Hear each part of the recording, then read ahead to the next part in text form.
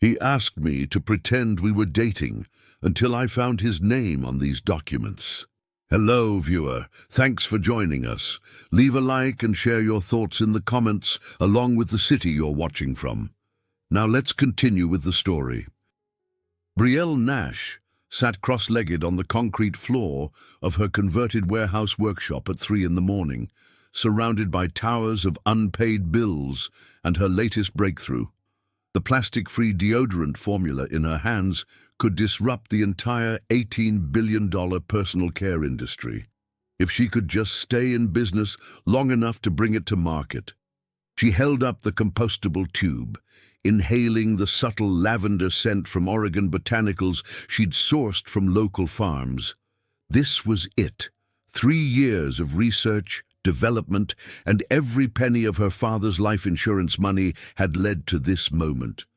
Her phone buzzed with a video call from Chen. Belle's best friend appeared on screen, her purple-streaked hair falling over concerned eyes. Zara's voice carried that familiar mix of support and worry. "So, how bad is it really?" Belle gestured at the financial chaos around her. "The bank wants $150,000 in 30 days, or they're taking everything. The workshop, the equipment, all my research, but your products are incredible. That shampoo bar you sent me lasted 3 months. 3 months, Brie. My hair has never been healthier. That's exactly the problem." Belle picked up a competitor's plastic bottle from her desk. "These companies make products that run out in 2 weeks, so customers have to keep buying. I'm trying to make products that actually work, that don't destroy the planet in the process. What about those investors you've been meeting with?" Belle's laugh held no humor. "They all want me to switch to synthetic ingredients, add plastic packaging, cut my costs by 80%. One guy literally told me to stop being so idealistic." Zara shook her head on screen. "You mean stop caring about actually helping people and the environment?" "Exactly." Belle stood and walked to the window overlooking Portland's Pearl District. "Dad didn't spend his whole career studying environmental science just so I could give up and make more plastic garbage for landfills." Before Zara could respond, Belle's phone rang with an unknown number. She answered with tired resignation. "Miss Nash, this is David Morrison from Pacific Northwest Bank. I'm calling about your business loan." The man's voice was as cold as Portland rain. "I've reviewed your account, and frankly, I don't see how your eco-friendly venture can generate the returns needed to satisfy our requirements." "Mr. Morrison, my customer retention rate is 93%. That's irrelevant if you can't scale production to meet market demands.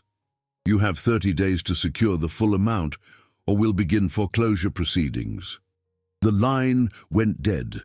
Belle stared at her phone, then at her father's photo on the workbench next to his environmental research notes.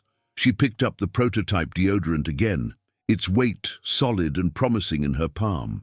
Somewhere out there was an investor who understood that changing the world meant more than just making money. She just had to find them. The next morning, Belle clutched her laptop bag and headed to Stumptown Coffee, hoping caffeine would help her prepare for yet another investor meeting. The coffee shop buzzed with Portland's creative energy. Freelancers on laptops, artists sketching, and entrepreneurs like herself trying to change the world one sustainable product at a time. She'd just ordered her usual oat milk latte when she heard a man at the next table speaking into his phone. His voice was calm, confident. "No, that's exactly the wrong approach. You don't scale a sustainable business by cutting corners on ingredients.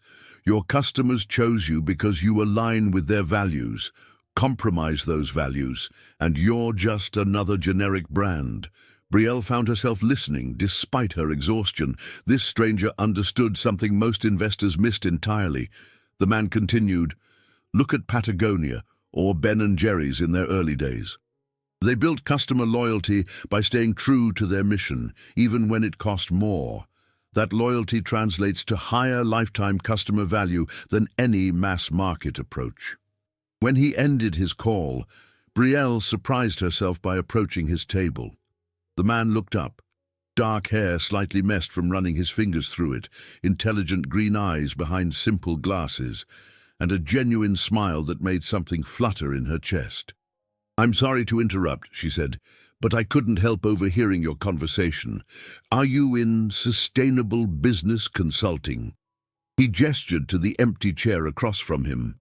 "Connor Miles, and you sound like someone who's fighting the good fight against short-sighted investors. Belle Nash, Nash Wellness." She sat down, feeling an unexpected spark of hope. "How did you know? Your laptop bag is made from recycled ocean plastic. You're drinking oat milk, and you have that look of someone who cares more about impact than profit margins." Connor's smile widened. "Plus, I heard you on the phone yesterday complaining about investors who want you to use synthetic ingredients." She laughed for the first time in weeks. "You were eavesdropping, hard not to in a coffee shop. But your passion for sustainable personal care caught my attention. I've worked with several companies in that space." Connor leaned forward, his business expertise evident in every word. "Tell me about your products."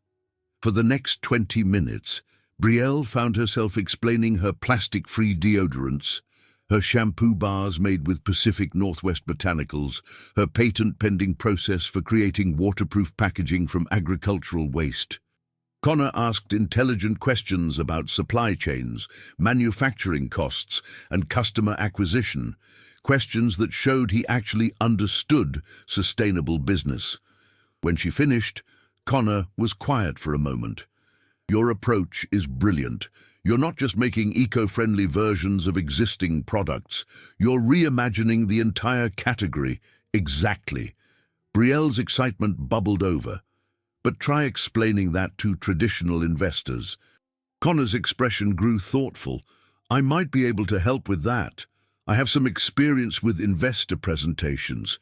And—" He paused, seeming to consider something. "Actually, I have a proposition that might benefit both of us." Brielle raised an eyebrow. "I'm listening." "My sister's getting married next weekend in Vancouver. Family wedding. Lots of questions about why I'm still single. You know how it is." Connor's voice carried a hint of discomfort. "They think I've become a hermit since my consulting business didn't work out the way I planned." She waited for him to continue. "I need a date for the wedding. Someone who can handle conversation about business and won't be impressed by family dynamics." Connor met her eyes directly. "In exchange, I help you prepare for your investor meetings, my expertise for your company in a few social situations." Brielle studied his face. This was unexpected, but Connor clearly knew more about sustainable business than anyone she'd met in months of investor meetings. And something about his careful way of speaking suggested there was more to his story. "What kind of help are we talking about?" she asked. "Complete presentation overhaul, market analysis, financial projections that show long-term value over short-term profits, competitive landscape assessment. Everything those investors need to see to understand why sustainable business isn't just the right thing to do. It's the smart thing to do." The offer was exactly what she needed, too perfect almost. But looking into Connor's intelligent eyes, she saw genuine understanding of her mission. "So, fake dating for business consulting?" Brielle couldn't hide her smile. "Mutually beneficial partnership," Connor corrected with a grin. "Very professional." She extended her hand across the table. "Deal." When Connor shook her hand, the brief contact sent an unexpected jolt of awareness through her. His grip was firm, confident, and lasted just a moment longer than strictly professional. As he handed her a simple business card with minimal contact information, Brielle wondered what she'd just agreed to. Connor Miles seemed too good to be true, but her business was running out of time for skepticism.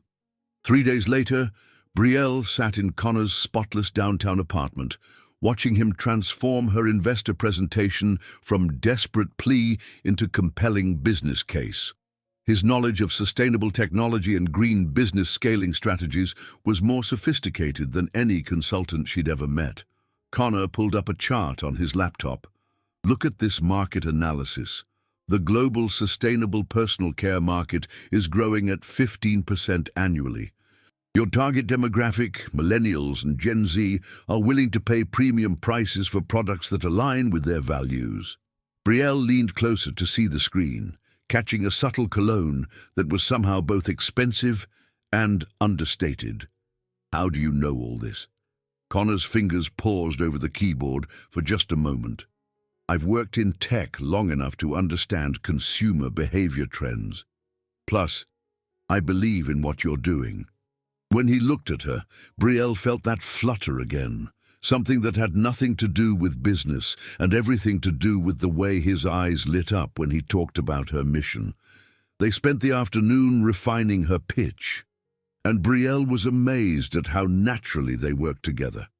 Connor anticipated her thoughts, built on her ideas, and never once suggested she compromise her values for easier sales.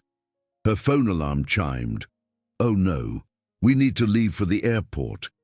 Connor closed his laptop and grabbed a small suitcase, ready to meet the Miles family. During the drive to Portland International, Connor briefed her on his relatives. My sister Maya is a pediatric nurse in Vancouver. She's protective. My parents are retired. They worry I've become too isolated since my business didn't work out. What happened with your consulting firm? Brielle asked gently. Connor's hands tightened on the steering wheel. Sometimes being right about market trends isn't enough. Sometimes there are other factors that determine success or failure. The careful way he avoided specifics made Brielle curious, but she didn't push. Everyone had professional disappointments they'd rather not discuss. 2 hours later, they walked into the elegant reception hall for Maya's rehearsal dinner.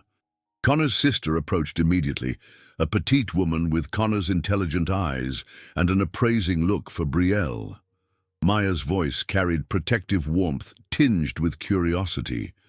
So you're the woman who convinced my hermit brother to rejoin civilization? Brielle smiled, extending her hand. Belle Nash. Connor's been helping me with my business. He has incredible insights into sustainable markets. Maya's expression softened slightly.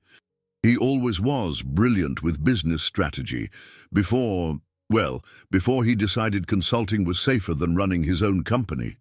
Connor appeared at Brielle's elbow with 2 glasses of wine.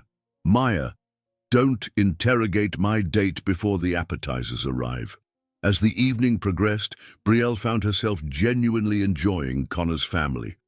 His parents, Robert and Patricia, were warm and clearly proud of their children, though she noticed their careful questions about Connor's current work. During dinner, Patricia leaned toward Brielle. We're so glad Connor found someone who appreciates his talents. He used to be so passionate about technology and innovation, but after his company, we worry he's been playing it too safe. Brielle glanced at Connor, who was deep in conversation with Maya about her hospital's new sustainability initiatives. There's nothing safe about what he's doing for my business. He's helping me prove that environmental responsibility and profitability aren't mutually exclusive. Robert nodded approvingly. That sounds like the Connor we remember. When the band started playing, Connor surprised her by asking her to dance. On the small dance floor, with his hand warm against her back and their bodies moving together naturally, the pretense of their arrangement began feeling less pretense and more possibility. Connor's voice was quiet near her ear. Thank you for this. I know family obligations weren't part of our deal. Brielle looked up at him, struck by how comfortable this felt, like they'd been together for months instead of days.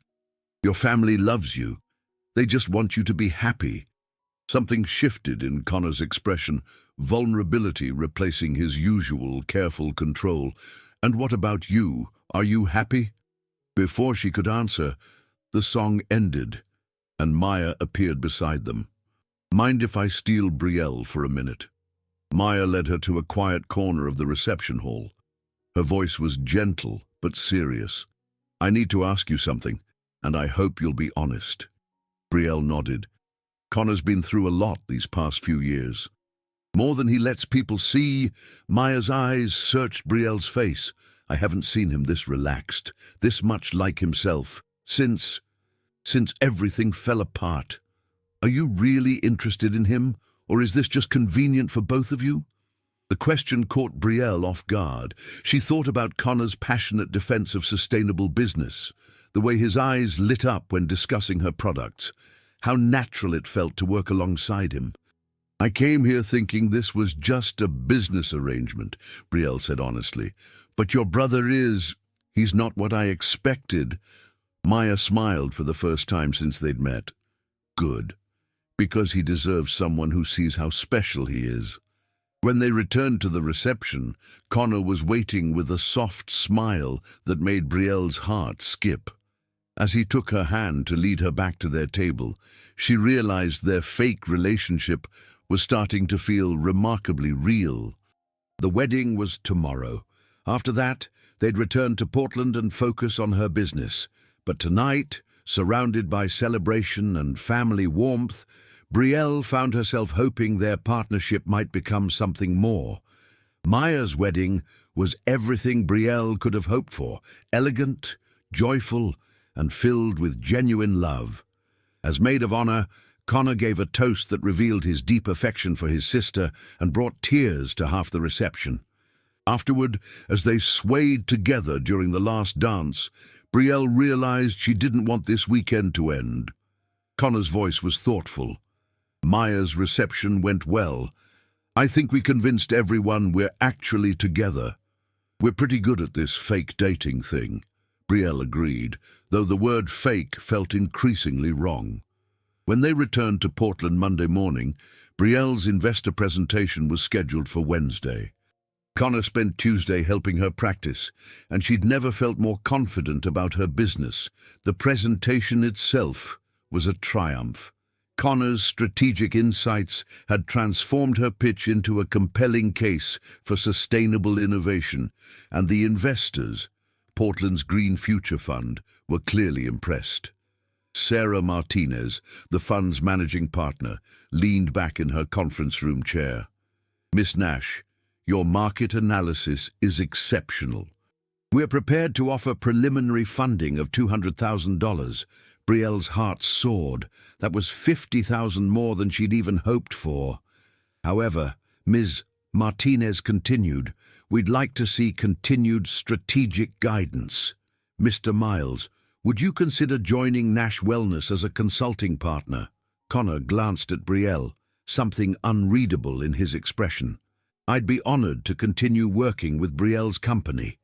That evening, they celebrated at a small restaurant in the Pearl District. Brielle couldn't stop smiling as she raised her glass of Oregon Pinot Noir. To Nash Wellness, and to the best fake boyfriend a girl could ask for. Connor's smile was warm, but carried an edge of something else. About that. Before he could continue, his phone rang. He glanced at the screen and his expression shifted to concern. I'm sorry. I need to take this. Connor stepped away from the table, his voice dropping to an urgent whisper.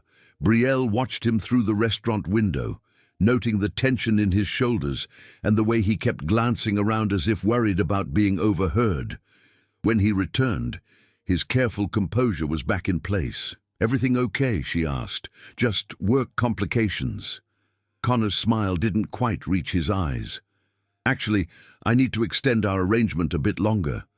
Some consulting clients require travel, and my family will expect updates about us. Brielle studied his face.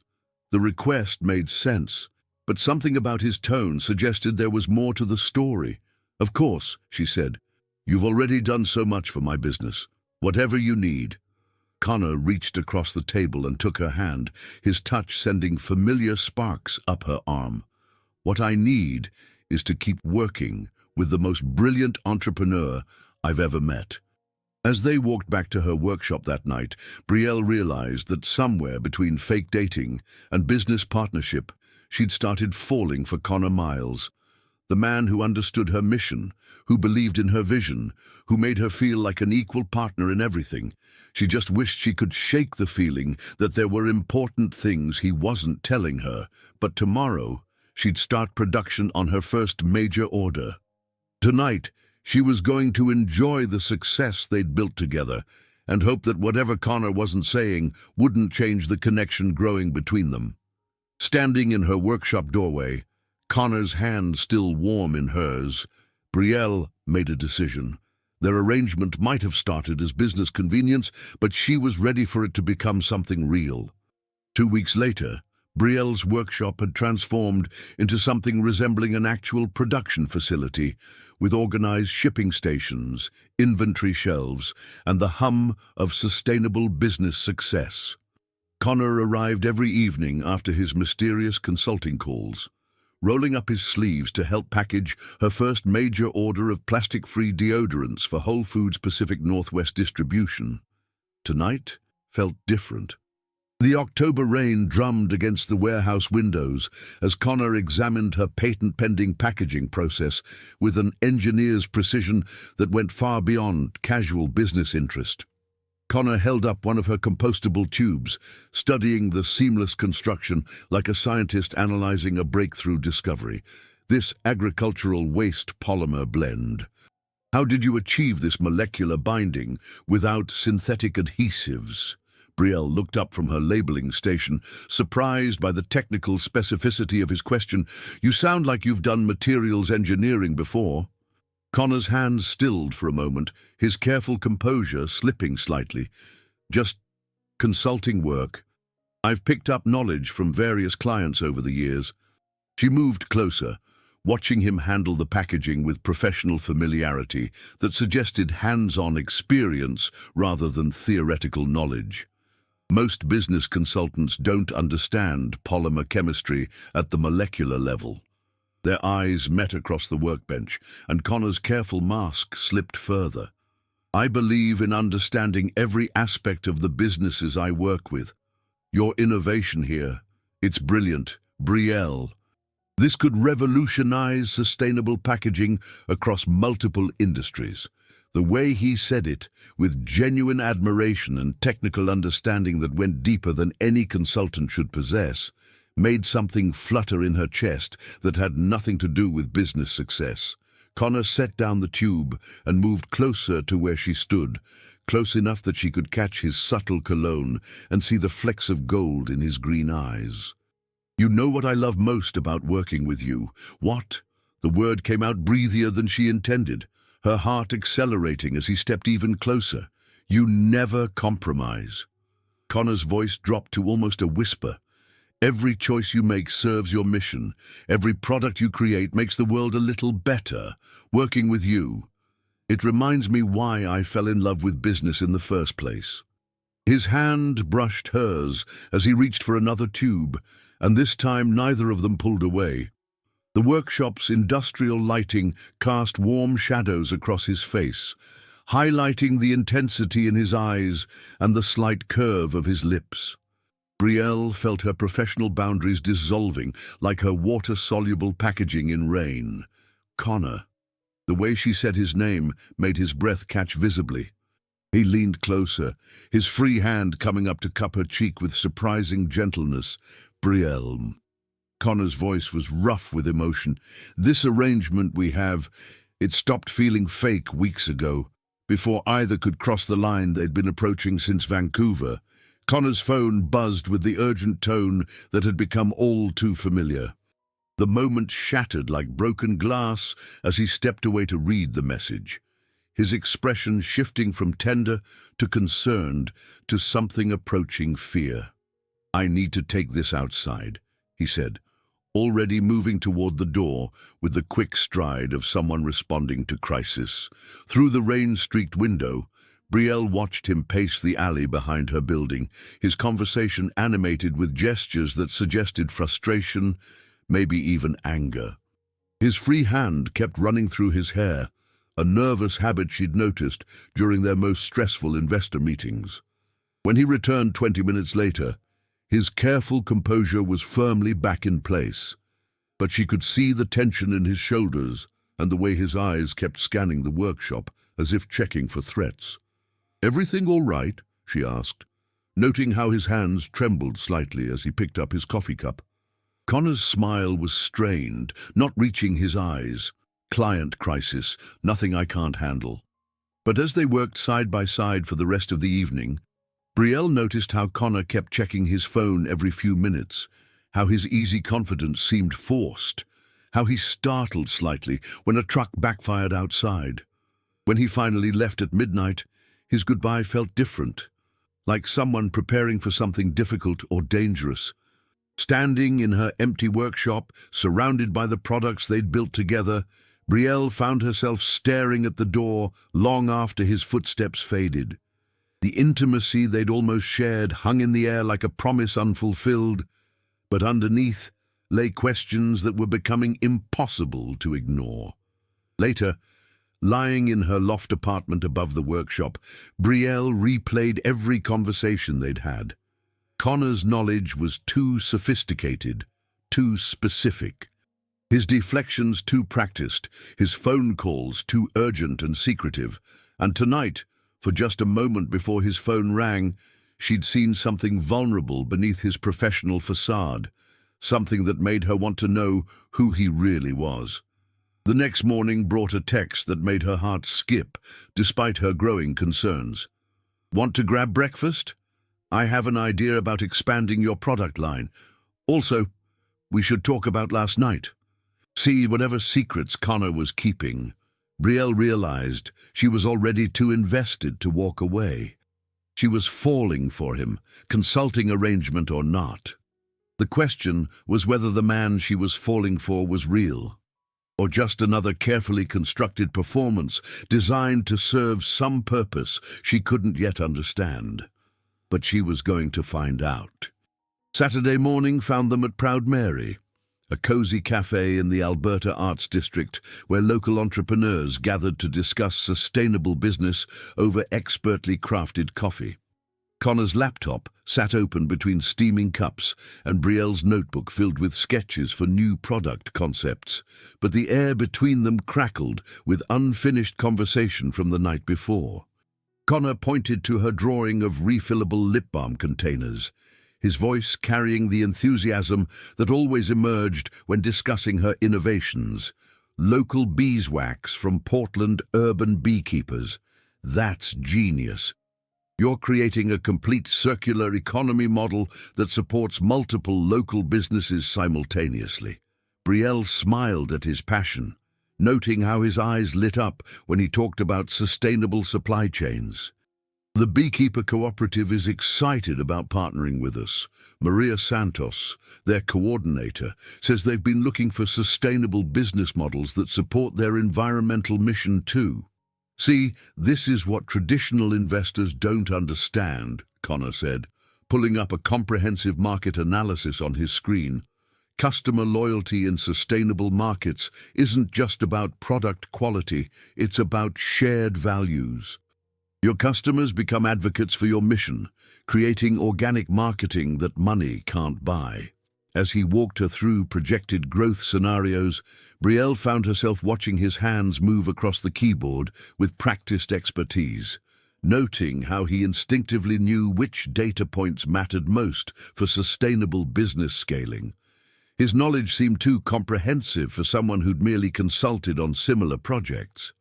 "You really understand this industry," she said carefully. "Have you worked with other sustainable personal care companies?" Connor's fingers paused briefly on the keyboard, his careful composure flickering. "A few. The market dynamics are similar across sustainable consumer goods." "Which companies?" Brielle asked, genuine curiosity driving her question, despite the warning voice in her head that suggested she might not like the answer. Connor closed the laptop with a soft click that felt like a door shutting. "Nothing you'd recognize. Smaller operations, mostly. They didn't achieve the success you're building." Before Brielle could probe further, her phone buzzed with a call from an unknown number. She answered, expecting another supplier inquiry about her growing product line. The woman's voice was crisp, professional, with the authority of someone accustomed to interviewing successful entrepreneurs. "Miss Nash, This is Jennifer Walsh from Pacific Business Journal. We're doing a feature on Portland's rising sustainable entrepreneurs who are disrupting traditional industries. Would you be interested in an interview? Brielle's eyes widened. The Pacific Business Journal was the region's most respected business publication. Required reading for anyone serious about Northwest commerce. Of course. When were you thinking? How about Monday afternoon? We'd also like to include your business partner, Mr. Miles, if he's available. Our research indicates he's been instrumental in your recent growth. Connor shook his head quickly, his reaction sharp enough to seem almost panicked, gesturing emphatically for her to decline. Actually, Brielle said carefully, watching Connor's relief, Mr. Miles prefers to stay behind the scenes. He's more of a silent partner. Jennifer Walsh's tone carried a hint of professional surprise. Really? Our research suggested he's been quite visible at investor meetings and industry events. But if he prefers privacy, we can focus on you as the primary founder. That's actually more compelling for our female entrepreneur feature anyway. After Brielle ended the call, Connor's relief was so obvious it bordered on suspicious. You don't want media attention, she asked, studying his face for clues about his extreme reaction. Connor's laugh was strained, carrying undertones that suggested personal experience with unwanted publicity.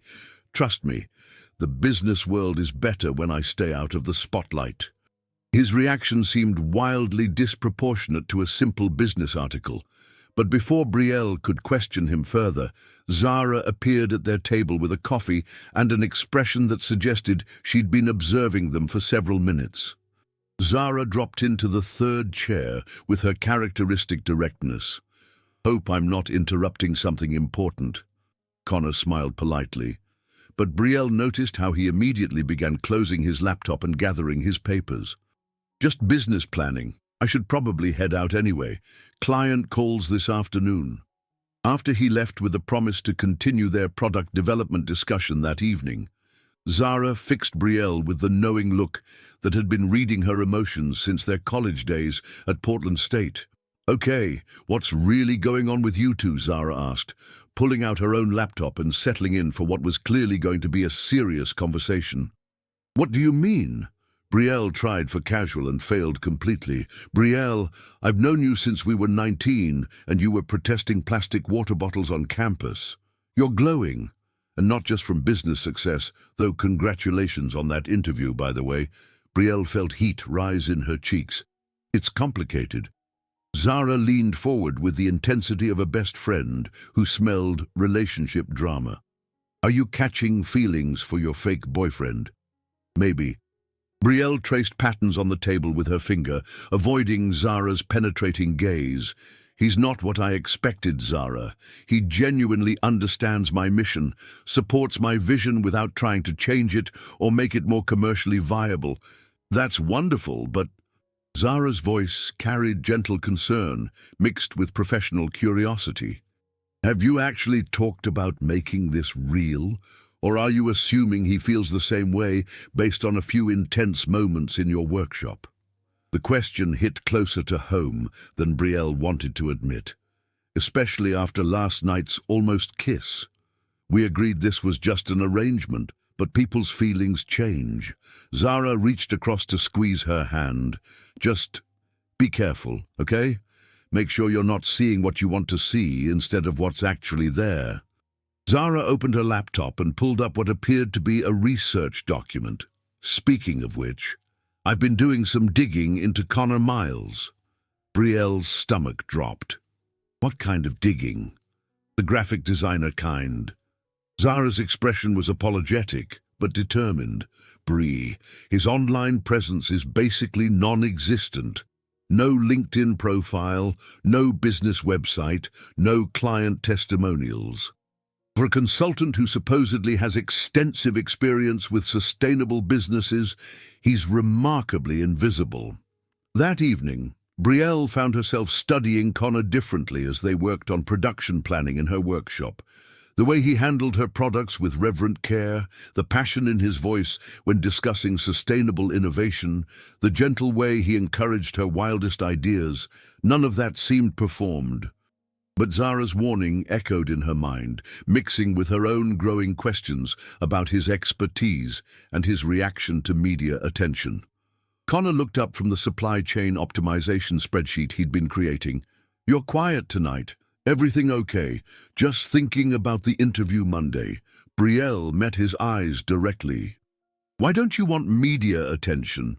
Connor's pause lasted a heartbeat too long, and when he answered, his voice carried the careful tone of someone who'd rehearsed this response. "I've found that staying out of the spotlight makes it easier to focus on the work itself. Too much attention can distract from the mission." The answer felt rehearsed, like something he'd said many times before. But when Connor smiled at her, genuine warmth in his eyes, despite his evasiveness, Brielle decided some questions could wait.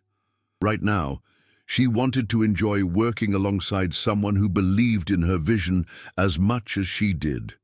Even if she didn't fully understand why he was so determined to remain invisible, or why the thought of a simple business article had made him look genuinely frightened. The Pacific Business Journal interview was scheduled for Monday at 2 but by Monday morning, Brielle's world had shifted in ways she couldn't have anticipated. What started as a routine business day became something that would test everything she thought she knew about the man she was falling in love with. It started with Connor arriving at her workshop earlier than usual, carrying coffee from their favorite roastery and what appeared to be legal documents in a manila folder that looked official and urgent. Connor's voice carried an urgency she'd never heard before, cutting through their usual morning pleasantries. "We need to talk about your business structure immediately." Brielle looked up from her production schedule, noting the tension in his shoulders and the way his eyes kept darting toward the windows. "What about it?" Connor spread the documents across her workbench with the efficiency of someone who'd navigated corporate legal structures before. "You're currently operating as a sole proprietorship, which leaves you personally liable for any business debts or legal challenges." "That made sense when I was just starting out," Brielle said, studying the paperwork and noting its sophisticated legal language. "But with this growth, you need to incorporate immediately." Connor's finger traced down a comprehensive list of legal protections with the familiarity of someone who'd studied corporate law extensively. "Limited liability company status will protect your personal assets if anyone tries to challenge your patents or manufacturing processes." The conversation felt practical enough, but something in Connor's tone suggested more urgency than routine business advice would warrant. "Is there a specific reason I should be worried about legal challenges?" Brielle asked, studying his face for clues. Connor met her eyes directly, but she caught a flicker of something that looked like guilt. "The sustainable packaging industry is becoming extremely competitive. Larger companies don't always play fair when disruptive innovations threaten their market share." Before Brielle could ask what he meant, her phone rang with a call from Dr. Elena Vasquez, the business attorney who'd been recommended by the Green Future Fund for her incorporation paperwork. Dr. Vasquez's voice was warm but carried underlying concern that made Brielle's stomach tighten. "Miss Nash, I've had some interesting inquiries about your company. Someone's been asking detailed questions about your patent applications and manufacturing processes." "What kind of questions?" Brielle felt a chill that had nothing to do with Portland's October weather. "Industrial espionage-type questions." The caller claimed to be conducting due diligence for a potential partnership, but the questions were too specific, too focused on your proprietary processes. They wanted information about your agricultural waste polymer blend, your supply chain partnerships, even your financial backing. Connor had gone completely still, listening to every word of the phone conversation with an intensity that suggested personal investment beyond professional concern. Dr. Vasquez continued, "I'd recommend expediting your incorporation paperwork and adding additional patent protections immediately. Companies like Titan Corp have been known to use aggressive tactics against innovative startups that threaten their market position. The name Titan Corp made Connor's jaw tighten visibly, his hands clenching into fists on her workbench. After Brielle ended the call, Connor's expression was grim in a way that suggested familiarity with corporate aggression. "Do you know something about Titan Corp?" Brielle asked, noting his reaction and remembering his sophisticated understanding of corporate legal structures. Connor's response came too quickly, his tone carefully neutral. "Just that they're known for hostile business practices. Your innovation threatens their market position in sustainable packaging." As they worked through the incorporation documents that morning, Brielle noticed Connor's familiarity with corporate legal structures seemed unusually sophisticated for a freelance consultant. He anticipated legal complications with the precision of someone who'd navigated these waters before, suggested protective measures that seemed to come from personal experience, and explained corporate strategy with the fluency of someone who'd been targeted by similar tactics. The incorporation paperwork was complex, but Connor guided her through it with expertise that went far beyond general business knowledge.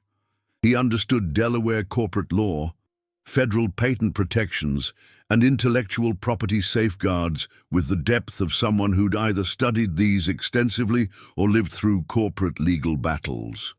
During lunch at a nearby sandwich shop, Connor's phone rang with another of his mysterious calls. This time, when he stepped outside to take it, Brielle could see him through the window, pacing with agitated energy, gesturing emphatically, his face showing an anger she'd never witnessed before. When he returned 10 minutes later, Connor's careful composure was slightly cracked, revealing stress lines around his eyes and a tension in his voice that suggested whatever he was dealing with was escalating. "Client crisis again?"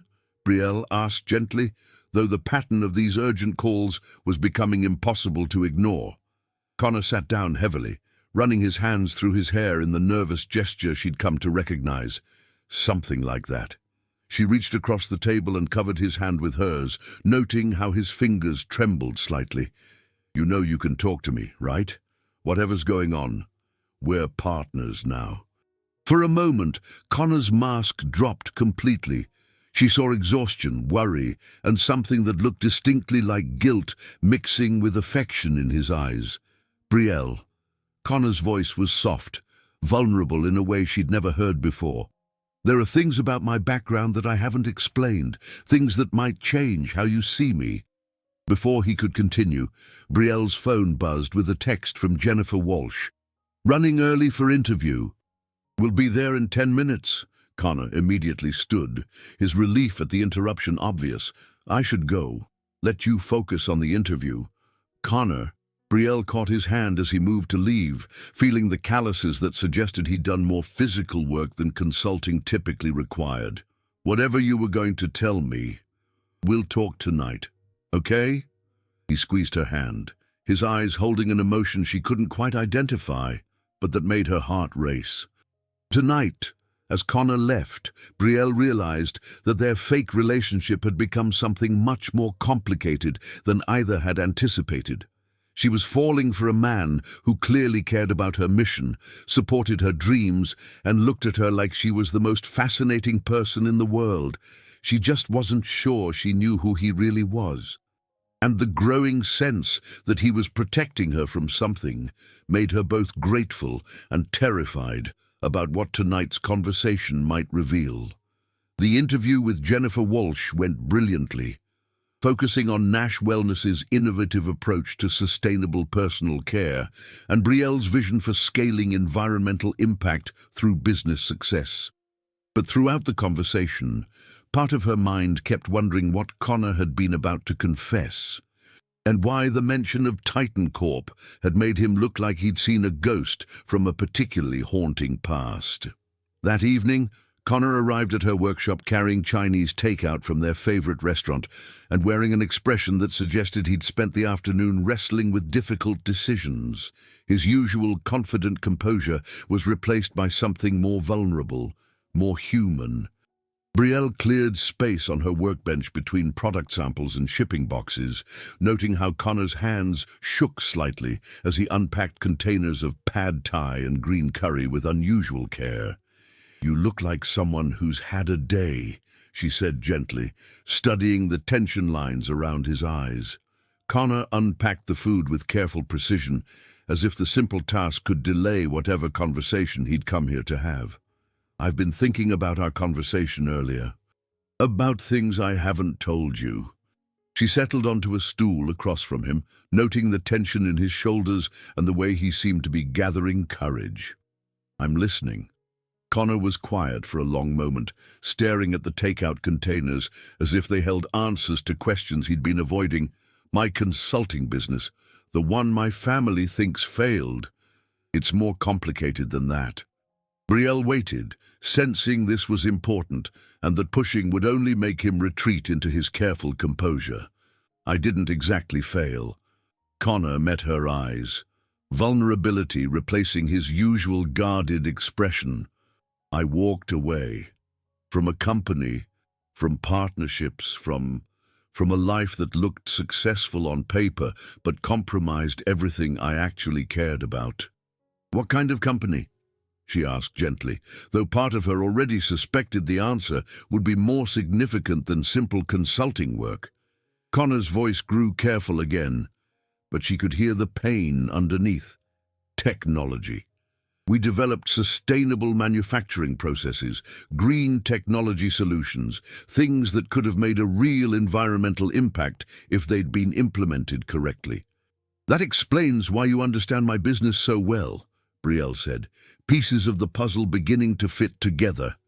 Connor nodded, his voice gaining strength as he continued. "But my business partners, they were more interested in licensing our innovations to the highest bidder than implementing them for actual environmental benefit.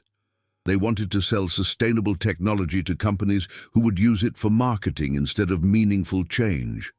Brielle felt her heart sink, understanding the betrayal he must have felt. "So you left. I tried to fight for the mission first." Connor's voice carried old frustration and pain. "But when you're outvoted by people who see environmental innovation as just another profit center, when they're willing to sell technology that could reduce carbon emissions by 30% to companies who'll implement maybe 5% of its potential." He trailed off, staring at the takeout containers with an expression that suggested he was reliving difficult memories. "That's why you believe in what I'm doing," Brielle said, understanding flooding through her. "You've seen what happens when sustainable innovation gets corrupted by pure profit motives."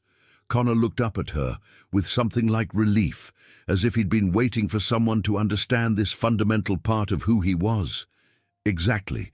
Working with you. It's like remembering why I got into business in the first place.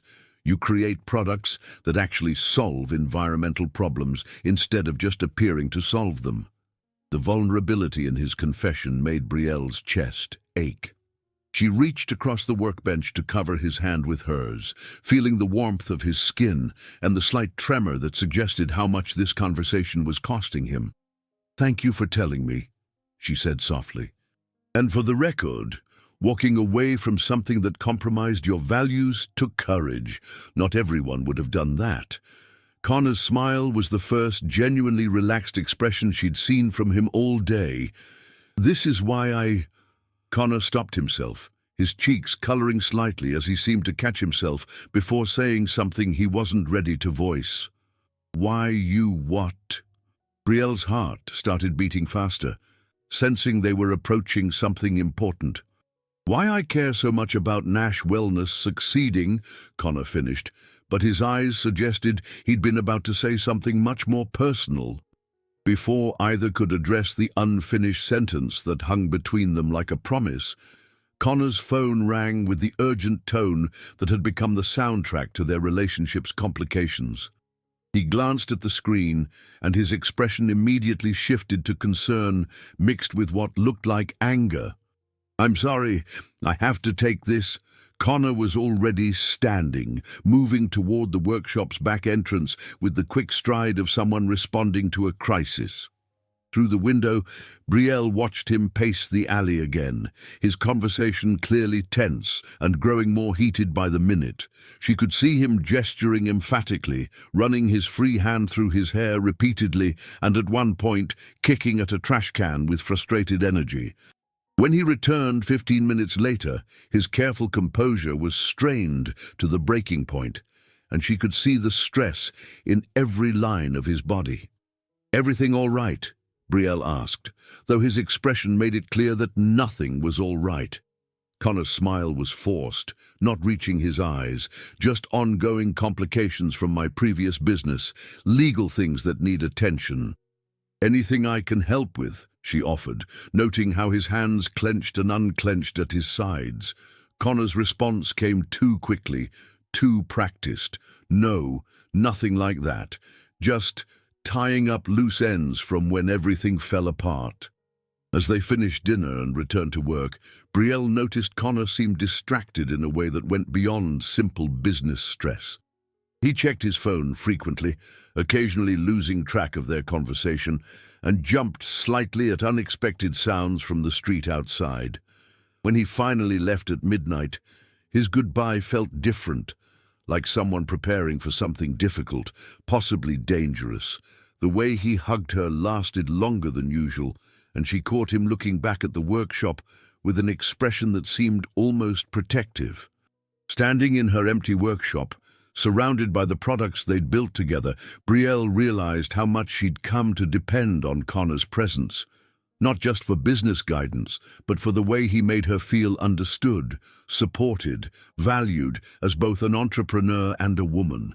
She was definitely falling in love with him. The question was whether she was falling for the real Connor, or just the version he felt safe enough to show her. Tomorrow, she decided, she was going to find out.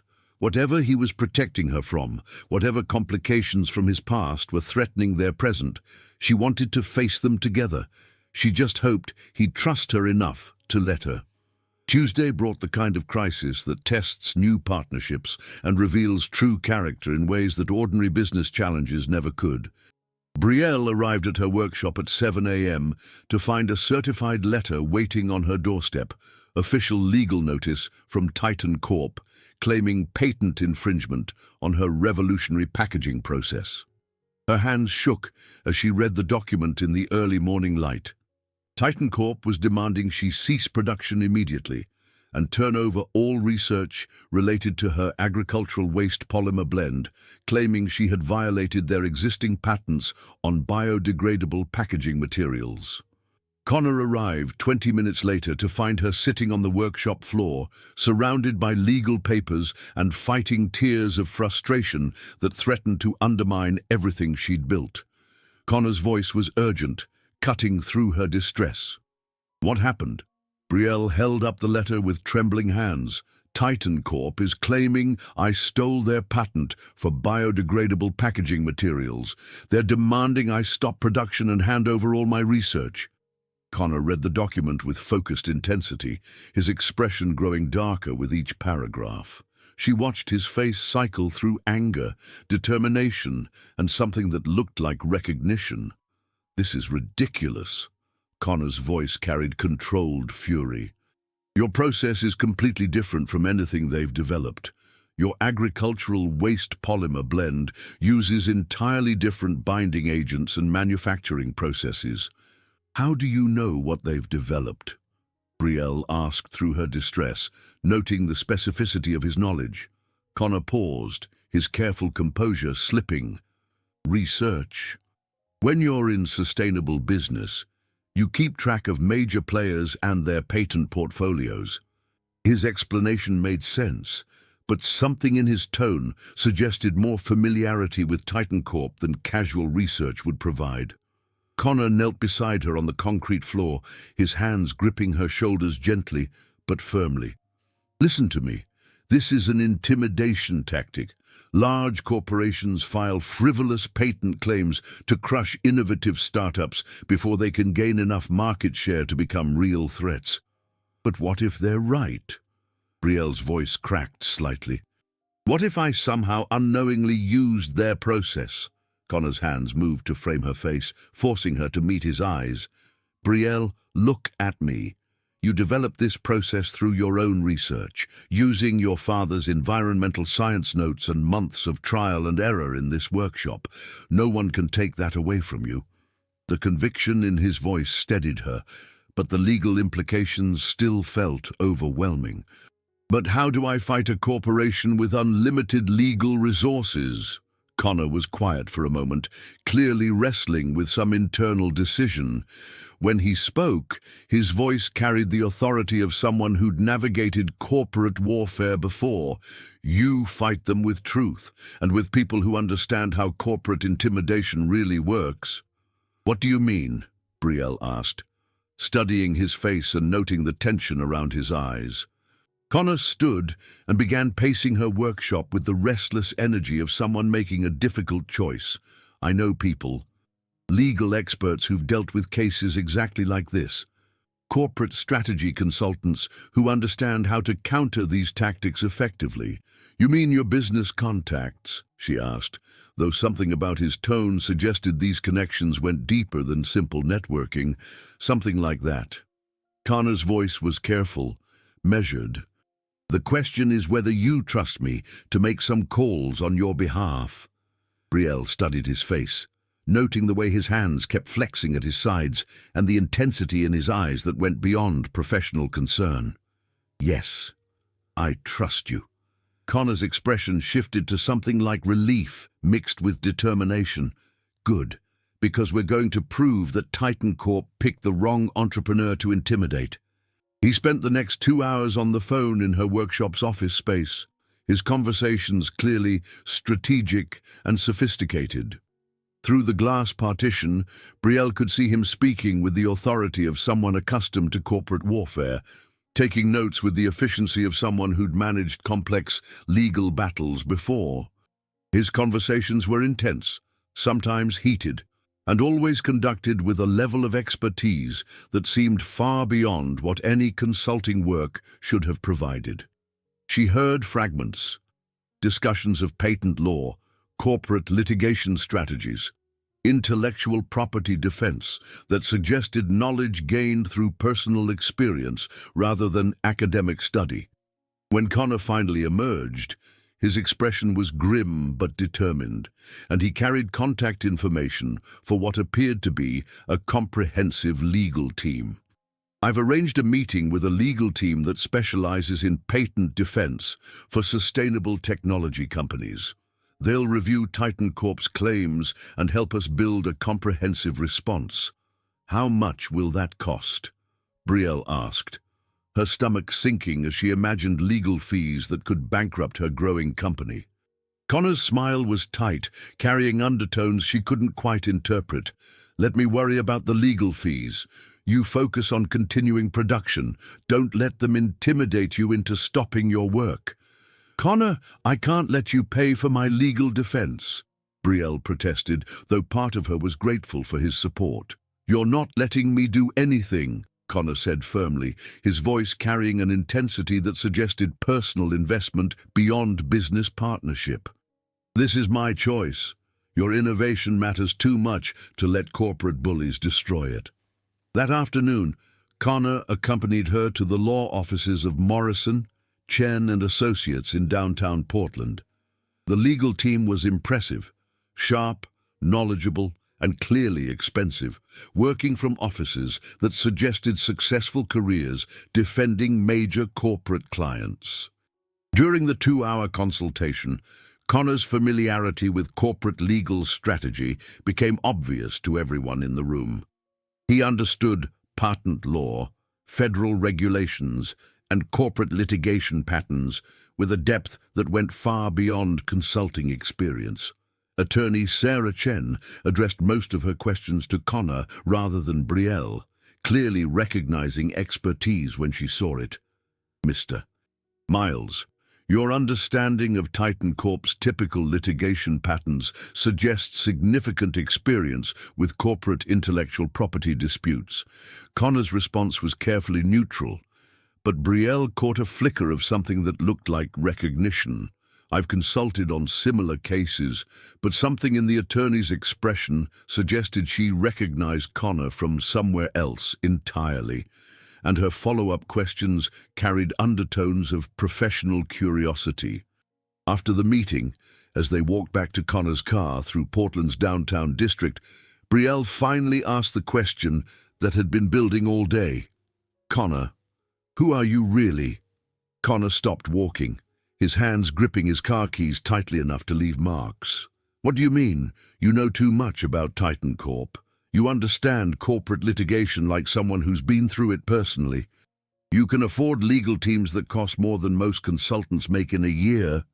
Connor leaned against his car, suddenly looking exhausted in a way that went beyond simple stress.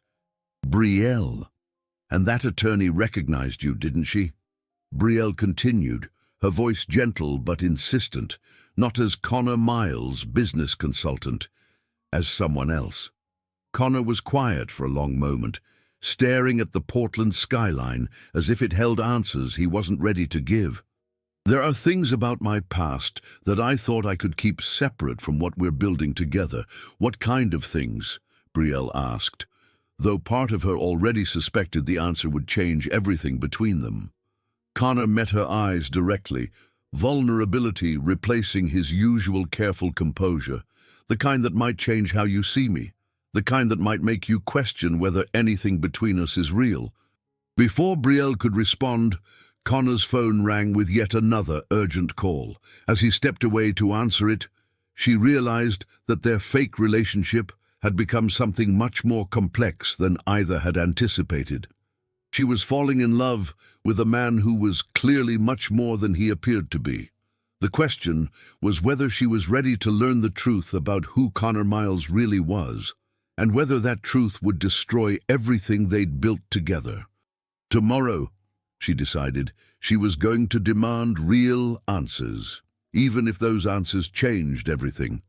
Wednesday morning arrived with Portland's familiar drizzle and a text message that made Brielle's heart skip, despite her growing concerns. "Need to see you before your day starts. Important. Can't wait any longer." See. She found Connor waiting in her workshop at 7 a.m., holding coffee from their favorite roastery and wearing an expression that suggested he'd spent the night wrestling with decisions that went far beyond simple business considerations. Connor's voice was gentle, but carried an urgency that made her stomach flutter with nervous anticipation. "We need to talk about yesterday's legal meeting." Brielle settled onto her usual stool, noting the tension in his shoulders and the way his eyes seemed to be memorizing her face. "What about it?" Connor set down his coffee cup with careful precision, his hands steadier than they'd been in days. "Sarah Chen asked me to stay after you left. She recognized me." "From where?" Brielle asked, though she sensed she wasn't going to like the answer. Connor was quiet for a long moment, clearly gathering courage for a conversation he'd been avoiding, from news coverage 3 years ago, when my technology company collapsed in a very public corporate scandal that made national headlines.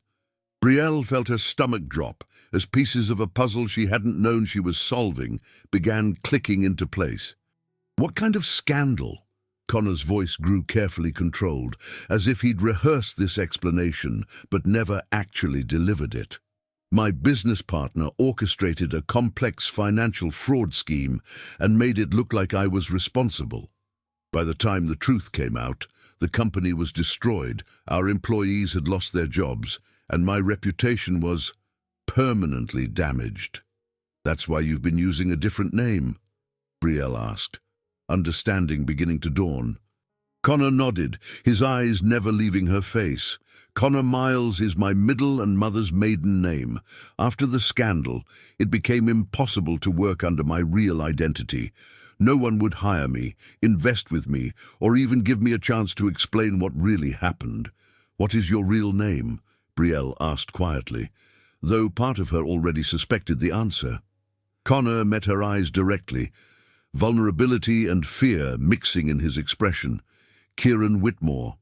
The name sent a chill through Brielle that had nothing to do with Portland's October weather. She'd heard of Kieran Whitmore, the disgraced tech billionaire whose company's collapse had been front-page news for weeks, whose story had become a cautionary tale about corporate greed and startup culture excess. Connor? Kieran? Continued, his voice growing stronger as he committed to full honesty. I know what you're thinking. You've probably read the news stories, seen the headlines about financial fraud and destroyed careers, but I need you to know the truth. Brielle's mind raced through memories of news coverage.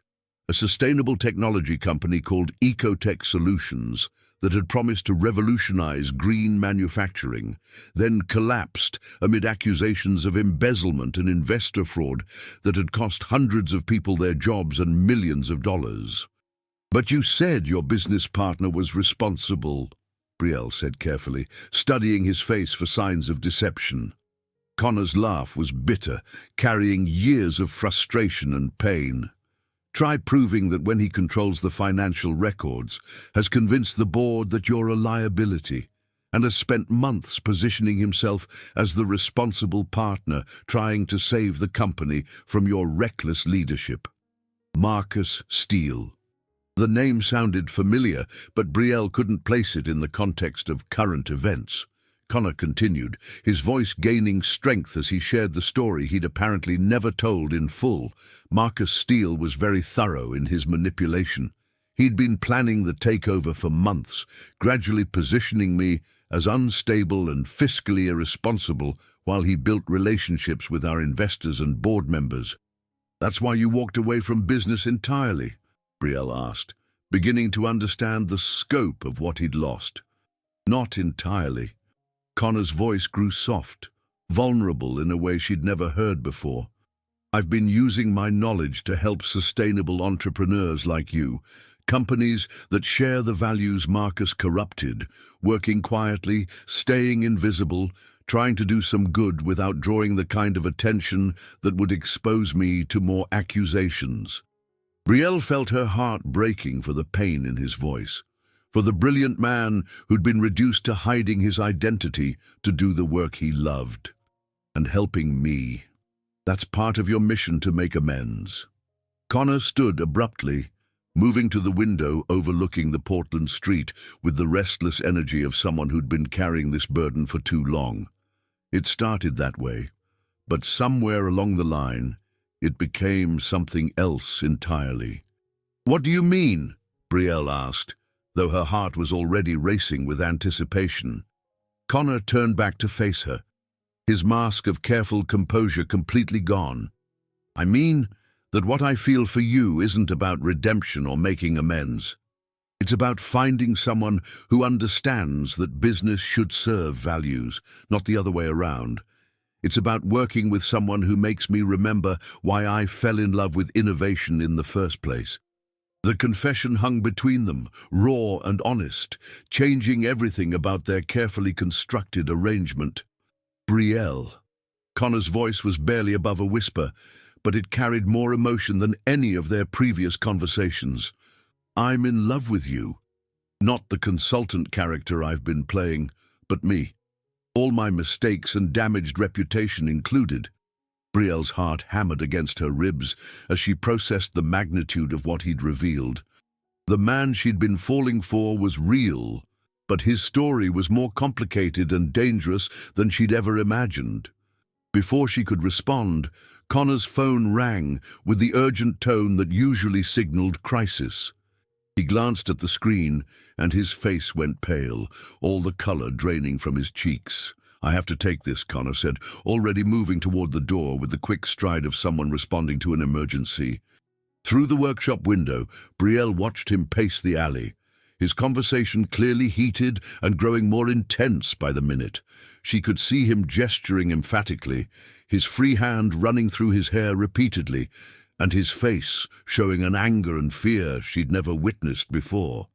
When he returned 15 minutes later, his expression was grim in a way that suggested their personal crisis was about to become something much larger. "What's wrong?" Brielle asked, noting how his hands shook as he gripped his phone. Connor's voice was tight with controlled anger and what sounded like fear. Marcus Steele just became CEO of Titan Corp. The pieces clicked into place with sickening clarity, revealing a conspiracy that went far beyond simple corporate competition. "Your former business partner is now running the company that's trying to steal my patents." Connor nodded, his expression mixing anger with protective determination. "This isn't coincidence, Brielle. Marcus has been tracking my activities somehow. The patent claim against you, it's his way of threatening me through something I care about." Brielle felt a mixture of fear and anger rise in her chest, but underneath was something stronger, a fierce protectiveness for the man who'd risked everything to help her. "So I'm collateral damage in your personal war?" Connor's response was immediate and passionate, his voice carrying an intensity that made her heart race. "No. You're the most important thing that's happened to me in 3 years, and I'll be damned if I let Marcus destroy something else I care about." The intensity in his voice, the way he looked at her like she was worth fighting the world for, made something flutter in Brielle's chest despite the crisis swirling around them. "What do we do?" she asked, surprised by how natural it felt to say "we" instead of "I." Connor's expression shifted to something steely and determined, revealing glimpses of the brilliant entrepreneur he'd been before Marcus Steele destroyed his life. "We fight back. Together. But first, you need to decide if you can trust me knowing who I really am." Brielle looked at the man she'd been falling in love with, Connor Miles, the supportive consultant, and Kieran Whitmore, the fallen tech mogul. Both versions had shown her respect, partnership, and genuine care for her mission. Both had supported her dreams without trying to change her or profit from her work. "I trust you," she said firmly, surprised by how certain she felt. "Both versions of you." Connor's smile was the first genuinely relaxed expression she'd seen from him in days, transforming his face and reminding her why she'd been drawn to him from that first conversation at Stumptown Coffee. "Then let's go show Marcus Steele what happens when he messes with the wrong entrepreneur." As they began planning their legal counterattack, Brielle realized that their fake relationship had evolved into something much more powerful than either had anticipated. They were partners now, in business, in values, and increasingly in love. She just hoped they could survive whatever Marcus Steele planned to throw at them next, because now that she knew who Kieran really was, she wasn't about to let anyone destroy the man she loved. Not again. At 2 a.m, Brielle sat in her car outside Dr. Elena Vasquez's law office in downtown Portland, rain drumming against the windshield as she stared at the manila envelope in her trembling hands. Inside were emergency incorporation papers that should have been routine documents protecting Nash Wellness from Titan Corp's hostile takeover attempt, but nothing about tonight felt routine. Dr. Vasquez had called 3 hours earlier with urgency that bordered on panic. "Miss Nash, you need to sign these documents immediately. Titan Corp has filed for an emergency injunction to freeze your assets pending their patent dispute. We have until 8 a.m. to establish your corporation and transfer your intellectual property protections." Brielle pushed through the law office's glass doors, her sneakers squeaking against polished marble floors. Dr. Vasquez waited in the conference room, surrounded by legal documents and wearing the exhausted expression of someone who'd spent the night fighting corporate warfare. Dr. Vasquez's voice carried professional urgency mixed with personal concern. "I've prepared everything for immediate filing. Your corporation will be established as Nash Wellness LLC, with all patent rights transferred to the company rather than held personally." Brielle settled into the leather chair, noting how the formal documents looked intimidating under the conference room's harsh lighting. "This will protect me from personal liability." "Completely." Dr. Vasquez spread the papers across the polished table. "However, there's something unusual I need to explain." When I researched your business funding sources for the incorporation, I discovered your anonymous angel investor's identity. Brielle looked up from the signature pages, her pen frozen midair. Anonymous investor. Dr. Vasquez pulled out a separate manila folder, her expression carefully professional. Your initial funding didn't come from the Green Future Fund as you believed. That was secondary funding. Your primary capitalization came from shell companies traced back to a single source. She opened the folder to reveal financial documents that made Brielle's stomach drop. Investment agreements, bank transfers, and corporate filings that painted a picture she'd never imagined. According to these records, Dr. Vasquez continued, your anonymous angel investor provided the initial $200,000 that allowed you to scale production. The money was channeled through 3 different companies, but they all trace back to one individual. Who? Brielle's voice came out as barely a whisper. Doctor. Vasquez placed the final document on the table, pointing to a signature line that made Brielle's world shift beneath her feet. Kieran Whitmore. The name hit her like ice water. Not Connor Miles, business consultant. Kieran Whitmore, the disgraced tech billionaire who'd confessed his love just hours earlier. Brielle's hands shook as she read the documents that revealed the truth Connor had been hiding. He hadn't just been helping her business succeed, he'd been funding it from the beginning. Every breakthrough, every victory she'd celebrated had been built on his secret financial backing. Dr. Vasquez's voice seemed to come from very far away. Miss Nash, are you all right? Before Brielle could respond, the conference room door opened. Connor stood in the doorway, his hair disheveled from rain and his eyes wide with something that looked like panic. Connor's voice was rough with exhaustion and fear. Brielle, I can explain everything. She stood slowly, the legal documents clutched in her trembling hands. You've been funding my business this entire time. Connor stepped into the room, his hands raised in a gesture of peace. Yes, but Dr. Vasquez quietly gathered her papers and moved toward the door. I'll give you privacy to discuss this. After the attorney left, Brielle and Connor faced each other across the conference table that suddenly felt like a chasm. Brielle's voice was deadly quiet. Everything I've accomplished, the investor meetings, the production scaling, the Whole Foods contract, none of it was real. Connor moved closer, desperation evident in every line of his body. No, that's not true. Your products are revolutionary. Your business model is brilliant. I provided the capital that let you prove it. The betrayal cut deeper than any corporate threat. You let me believe I was succeeding on my own merit. You were. Connor's voice cracked with emotion. The money was it was the least I could do, after what Marcus did to Ecotech Solutions, after all the sustainable innovations that were destroyed. Supporting your mission was the only way I could live with myself. Brielle felt tears of anger and hurt burning behind her eyes. So this was charity, guilt money to make yourself feel better? Connor's response was immediate and passionate. No. It started as that, maybe, but it became something completely different the moment I met you in that coffee shop. When? Brielle demanded. When did you decide to fund my business? Before or after you approached me at Stumptown? Connor's silence was answer enough. Oh my God. Brielle sat down heavily, the full scope of his deception washing over her.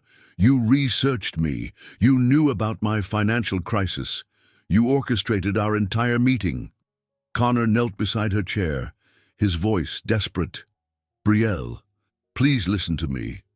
Yes, I knew about your business before we met. Marcus had been tracking sustainable startups that might threaten Titan Corp's market position. Your company was on his list. She looked at him with growing horror. You've been protecting your investment this entire time. I've been protecting you. Connor's voice broke. Marcus Steele destroys everything he touches. When I realized he was targeting Nash Wellness, I had to find a way to help without exposing you to more danger. The fake dating, the business advice, even this. Brielle gestured to the space between them. All of it was manipulation. Connor's eyes filled with pain that looked genuine, but she couldn't trust her perception anymore.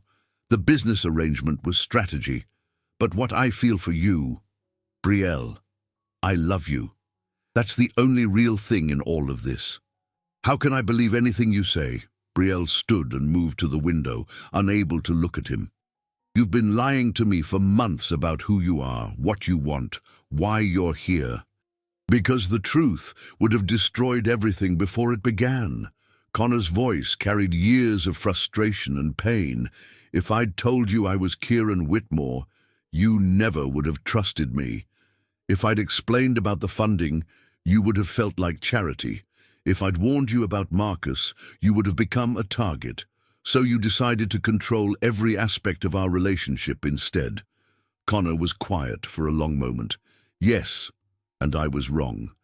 The admission hung between them, raw and honest, but too late to repair the damage. Brielle turned back to face him, her voice steady despite the tears streaming down her cheeks. Get out. Connor's face went pale. Brielle, please. Get out of my life, Connor, or Kieran, or whoever you really are. As Connor left the conference room, his shoulders slumped in defeat. Brielle realized that everything she'd built with him had been constructed on lies. The question now was whether Nash Wellness could survive without its secret benefactor, and whether she could survive without the man she'd fallen in love with, regardless of what name he used or why he'd deceived her. For 3 days, Brielle buried herself in research instead of grief. While Nash Wellness production continued and Dr. Vasquez handled the legal incorporation, Brielle investigated everything she could find about Kieran Whitmore, Ecotech Solutions, and the corporate scandal that had destroyed both. What she discovered changed everything. Sitting in Powell's books with her laptop and a growing stack of printed articles, Brielle pieced together a story of betrayal that made her own experience seem simple by comparison. Ecotech Solutions had been revolutionary. Kieran's company had developed sustainable manufacturing processes that could reduce industrial carbon emissions by 35% while cutting production costs. Their innovations in biodegradable packaging materials had promised to eliminate millions of tons of plastic waste annually. Then Marcus Steele, Kieran's business partner and chief financial officer, had systematically destroyed it all. The financial fraud had been elaborate and methodical. Marcus had created shell companies to siphon investment funds, manipulated financial records to show losses that didn't exist, and convinced the board of directors that Kieran's environmental focus was bankrupting the company. By the time federal investigators untangled the conspiracy, Ecotech Solutions was destroyed. 300 employees had lost their jobs. Millions in investor funds had vanished, and sustainable technology that could have changed entire industries was locked away in legal proceedings. The charges against Kieran were eventually dropped when investigators found evidence of Marcus's manipulation, but the damage was irreversible. The business press had painted Kieran as a failed entrepreneur who'd let idealism destroy practical business sense. Marcus Steele had emerged from the wreckage with Ecotech's most valuable patents and a reputation as the responsible partner who tried to save the company from Kieran's reckless leadership. Brielle read article after article about the aftermath. Kieran had disappeared from public life entirely.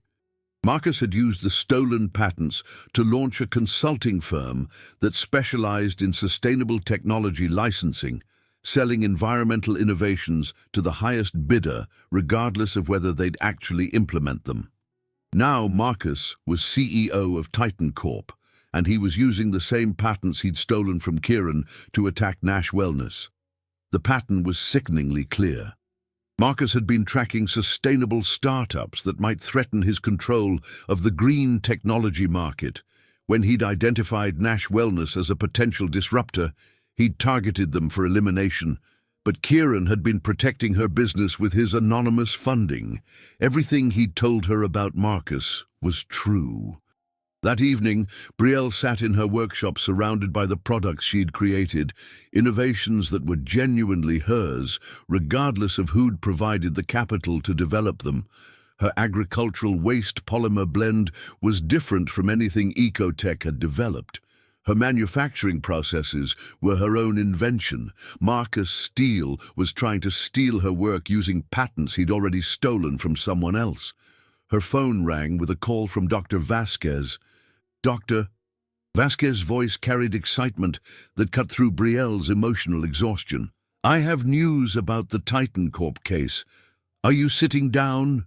"What kind of news?" Brielle asked, though something in the attorney's tone suggested breakthrough rather than crisis. "I've been investigating Marcus Steele's patent claims, and I found something interesting. The patents he's using to challenge your work were originally filed by Ecotech Solutions under Kieran Whitmore's name." "What does that mean?" Brielle's heart began racing with possibilities. "It means Marcus Steele is using patents he doesn't legally own to attack your business. When Ecotech Solutions collapsed, those patents should have reverted to their original inventor, Kieran Whitmore." The pieces clicked into place with satisfying clarity. "Marcus doesn't have legal standing to challenge my patents." "Exactly. And there's more.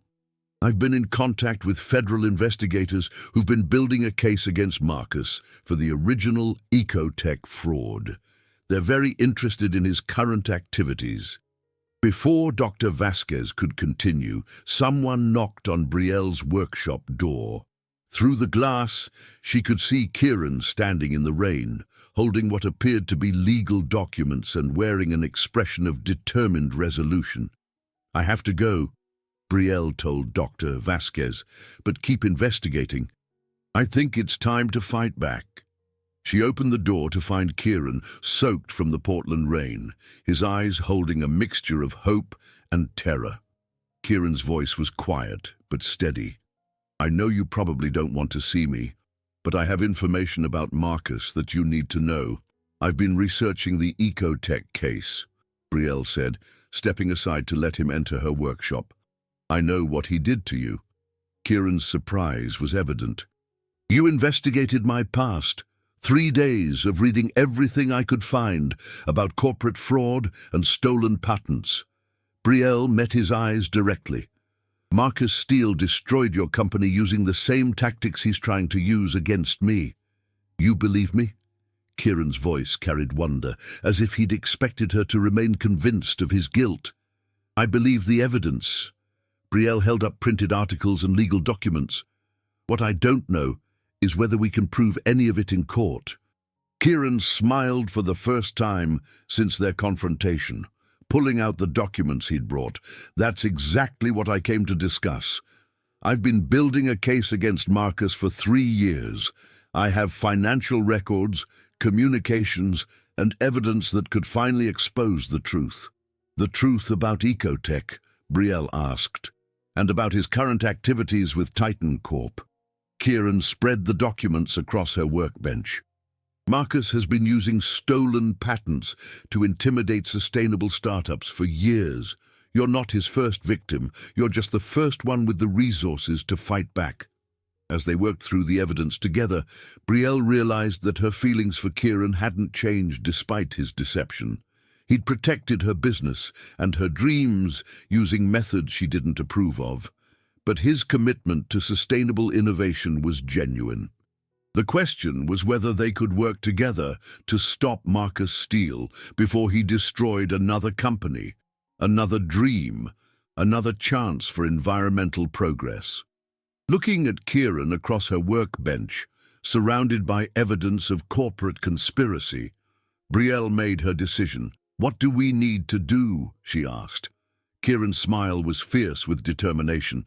"We expose the truth, all of it, and we make sure Marcus Steele never destroys another sustainable business again."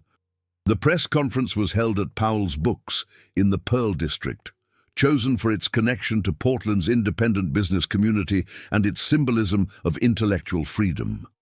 Media representatives packed the event space while local entrepreneurs, environmental activists, and sustainable business advocates filled every available chair. Brielle stood at the podium, wearing the professional blazer she'd bought for her first investor meeting, feeling more confident and powerful than she ever had in her life. Behind her, a large screen displayed evidence that would finally expose Marcus Steele's conspiracy. Good morning. I'm Belle Nash, founder of Nash Wellness. 3 months ago, I was a struggling entrepreneur trying to bring sustainable personal care products to market. Today, I'm here to expose a corporate conspiracy that threatens every independent innovator working to solve environmental problems. The audience leaned forward, sensing the gravity of what was about to be revealed. Brielle clicked to the first slide, showing Ecotech Solutions' original patent filings. For the past 3 years, Marcus Steele, now CEO of Titan Corp, has been using patents stolen from the sustainable technology company Ecotech Solutions to intimidate and destroy environmentally focused startups. Murmurs rippled through the audience as journalists began taking notes rapidly. These patents, Brielle continued, were originally developed by Kieran Whitmore and his team at Ecotech Solutions. They represented breakthrough innovations in sustainable manufacturing and biodegradable packaging that could have transformed entire industries. She clicked to the next slide, displaying financial documents and federal investigation reports. But Marcus Steele, then Ecotech's chief financial officer, orchestrated an elaborate fraud scheme that destroyed the company and stole these valuable patents for his personal use. From the back of the room, Kieran stepped forward. He'd debated whether to attend, knowing his presence would overshadow Brielle's moment, but she'd insisted that the truth required his participation. Kieran's voice carried across the room with quiet authority. "Ladies and gentlemen, I'm Kieran Whitmore, former CEO of Ecotech Solutions. For 3 years, I've remained silent while Marcus Steele used my stolen innovations to attack sustainable businesses. Today, that silence ends." The room erupted in surprised conversation as journalists recognized the formerly disgraced entrepreneur who disappeared from public life. Jennifer Walsh from Pacific Business Journal stood to ask the first question. "Mr. Whitmore, why are you speaking out now?" Kieran looked directly at Brielle before answering. "Because Marcus Steele's latest victim is a brilliant entrepreneur whose innovations could genuinely change how Americans think about sustainable living. I won't let him destroy another company, another dream, another chance for environmental progress." Brielle felt her heart skip as she recognized the public declaration of support she'd hoped for but never expected. "Mrs. Nash," called out a reporter from Oregon Business Magazine, "what evidence do you have that these patent claims are fraudulent?" Brielle clicked through slides showing detailed analysis of patent ownership, financial records, and federal investigation documents. "The patents Marcus Steele is using to attack Nash Wellness legally belong to Kieran Whitmore. Marcus has no standing to file claims based on intellectual property he stole through fraud. But the evidence goes beyond simple patent theft." Brielle's voice grew stronger with each revelation. "Our investigation has uncovered a pattern of corporate intimidation targeting at least 12 sustainable startups over the past 3 years. Marcus Steele has been using stolen patents to eliminate competition and maintain Titan Corp's dominance in green technology markets." Dr. Elena Vasquez stepped forward to address the legal implications. Federal investigators have confirmed that criminal charges are being filed against Marcus Steele for the original Ecotech fraud and his subsequent abuse of stolen intellectual property. His patent claims against Nash Wellness and other companies are legally invalid. From the audience, a voice called out the question Brielle had been expecting. "Ms. Nash, what's your relationship with Mr. Whitmore beyond this legal case?"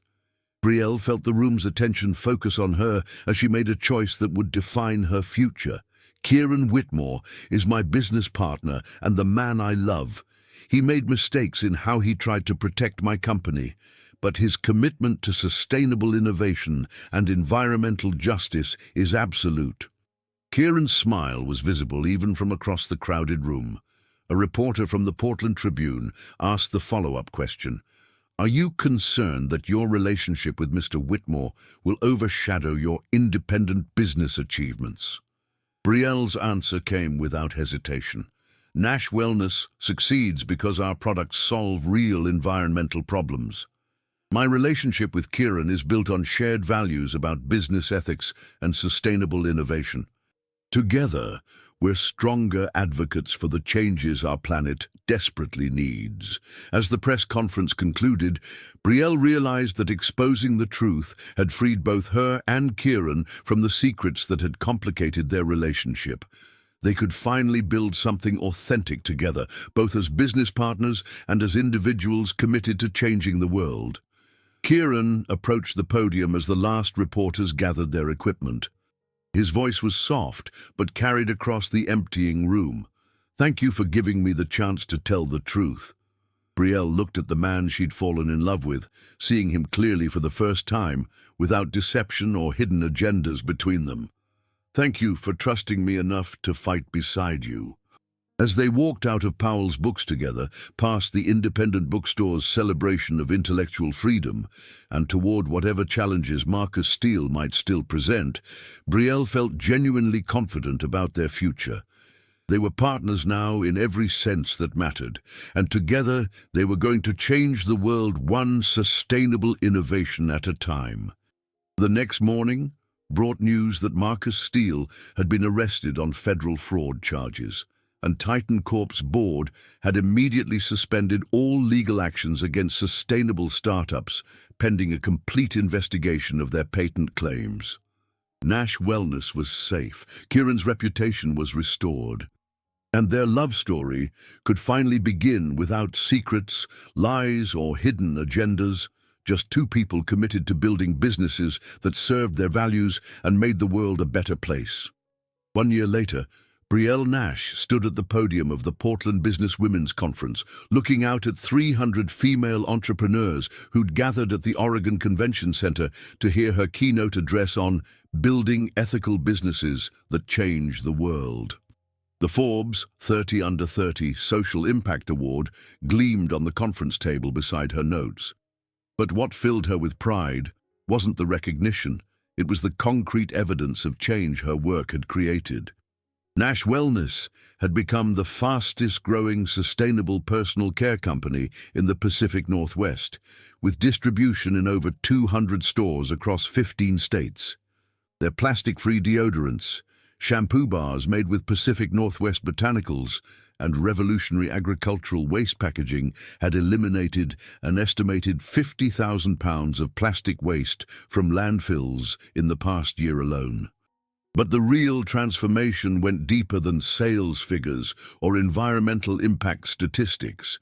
"Ladies," Brielle began, her voice carrying the confidence of someone who'd learned to trust her own vision while building a business that employed 12 people and served thousands of customers. "When I started Nash Wellness 3 years ago in a converted warehouse in the Pearl District, I thought success meant proving my products could compete with corporate giants. I was wrong." The audience leaned forward, notebooks ready to capture insights from Portland's most celebrated sustainable entrepreneur. Many wore clothing from local sustainable fashion designers, carried bags made from recycled materials, and represented the growing movement of women choosing environmental responsibility alongside business success. Success means creating a business model that other women can replicate, adapt, and use to build their own environmentally focused companies. It means proving that profit and environmental responsibility aren't opposing forces. They're complementary strengths that make both business and planet healthier. She clicked to her first slide, displaying a map of the United States dotted with green markers representing sustainable businesses they'd helped launch through their accelerator program. This year, Nash Whitmore Sustainable Solutions provided funding, mentorship, and supply chain support to 53 women-owned environmental businesses across North America. From solar panel manufacturing cooperatives in Arizona to urban farming initiatives in Detroit, from eco-friendly textile companies in North Carolina to zero-waste grocery delivery services in California, we've proven that sustainable innovation happens when you give brilliant women the resources to implement their vision. Applause filled the conference hall as Brielle clicked through success stories. Women who'd left corporate jobs to start organic skincare lines, textile designers creating clothing from recycled ocean plastic, food entrepreneurs developing plant-based alternatives to industrial agriculture, and technology innovators building apps that helped consumers make more sustainable choices. Maria Santos started an urban beekeeping cooperative in Phoenix that now supplies honey to organic food stores across the Southwest while providing environmental education to over 2,000 children annually. Dr. Angela Washington left her pharmaceutical research position to develop natural pain relief products that are now sold in health food stores nationwide. Sarah Kim turned her grandmother's Korean fermentation techniques into a profitable kombucha business that employs 15 people in Seattle. Each of these businesses represents someone who chose to prioritize environmental impact alongside financial success. They're proving every day that ethical business isn't just possible. It's more profitable in the long term because it builds genuine customer loyalty based on shared values rather than manipulative marketing.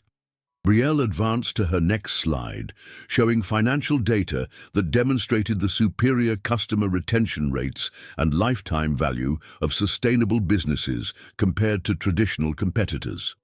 Our accelerator program businesses achieve an average customer retention rate of 87% compared to 63% for conventional companies in their industries.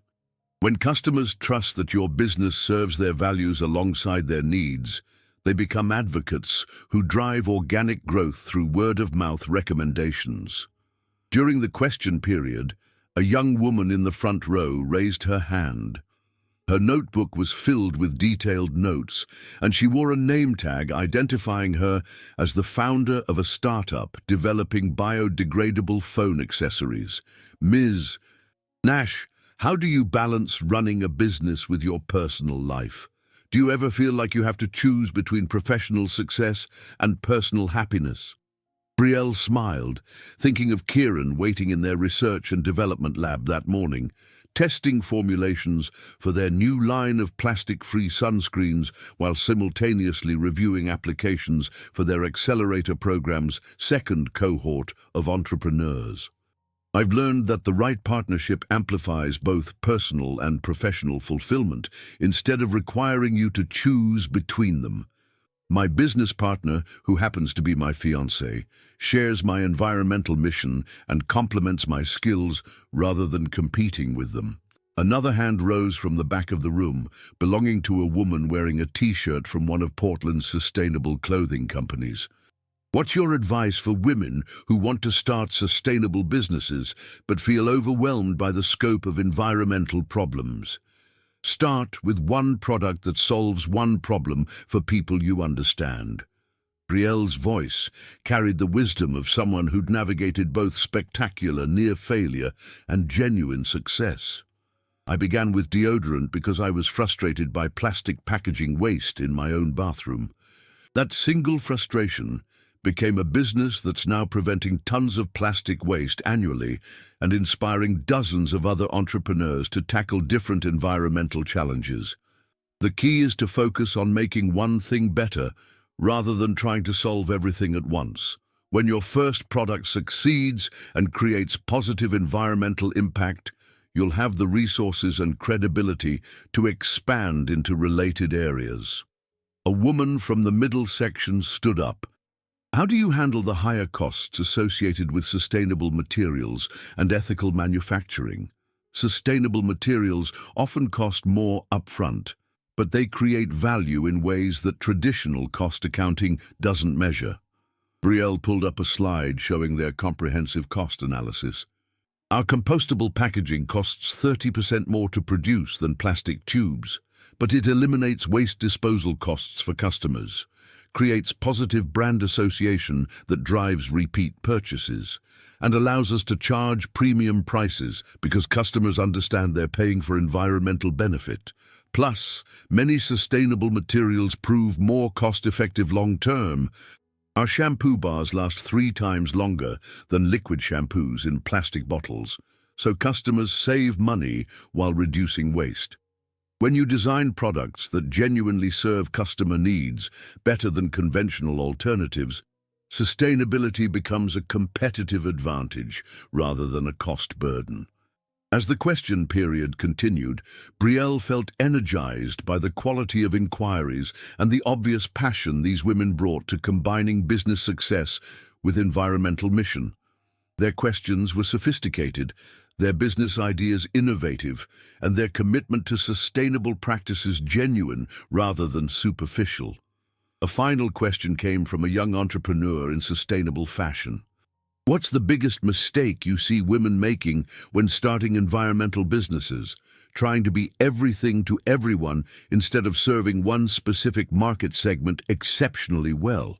Brielle's answer was immediate and definitive. We started by focusing exclusively on people who are already committed to reducing plastic waste in their personal care routines. Once we proved our products worked better than conventional alternatives for that market, we could expand to reach customers who were less initially motivated by environmental concerns. Define your ideal customer clearly, understand their specific needs and values, then create products that serve them better than any existing alternative. Success in sustainable business comes from depth of customer connection, not breadth of market appeal. As the conference concluded, Brielle felt the satisfaction that came from sharing knowledge gained through real experience rather than theoretical understanding. These women would go home to start businesses, expand existing ventures, or simply make more environmentally conscious choices in their current work. The ripple effect of sustainable business education extended far beyond any individual company's impact. Her phone buzzed with a text from Kieran. Investors arriving at 3 for the sunscreen line presentation. Zinc oxide suspension is testing perfectly. Also, Maya called about wedding flowers. She found organic roses from that farm in Hood River you mentioned. Can't wait to celebrate with our favorite entrepreneur tonight. Driving back through Portland's autumn scenery toward the Pearl District, Brielle reflected on how dramatically her life had changed in just 12 months. Last October, she'd been a struggling entrepreneur facing bankruptcy and corporate intimidation, working alone in her converted warehouse space and questioning whether sustainable business could ever be financially viable. Now she was a recognized leader in sustainable business, preparing for both a product launch that could reach millions of consumers and a wedding that would celebrate values-based partnership. The transformation felt both miraculous and inevitable, the natural result of choosing to build something meaningful rather than simply profitable. The Nash Wellness headquarters occupied the entire first floor of her original warehouse building, with expanded production facilities that hummed with activity throughout the day. A research and development lab equipped with professional-grade equipment for formulation testing, and offices for their growing team of 12 employees who shared the company's environmental mission.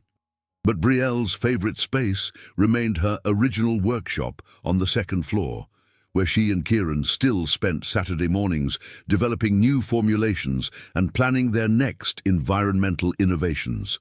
The space held memories of their early collaboration, late-night production sessions, and the gradual evolution of fake business partnership into authentic love.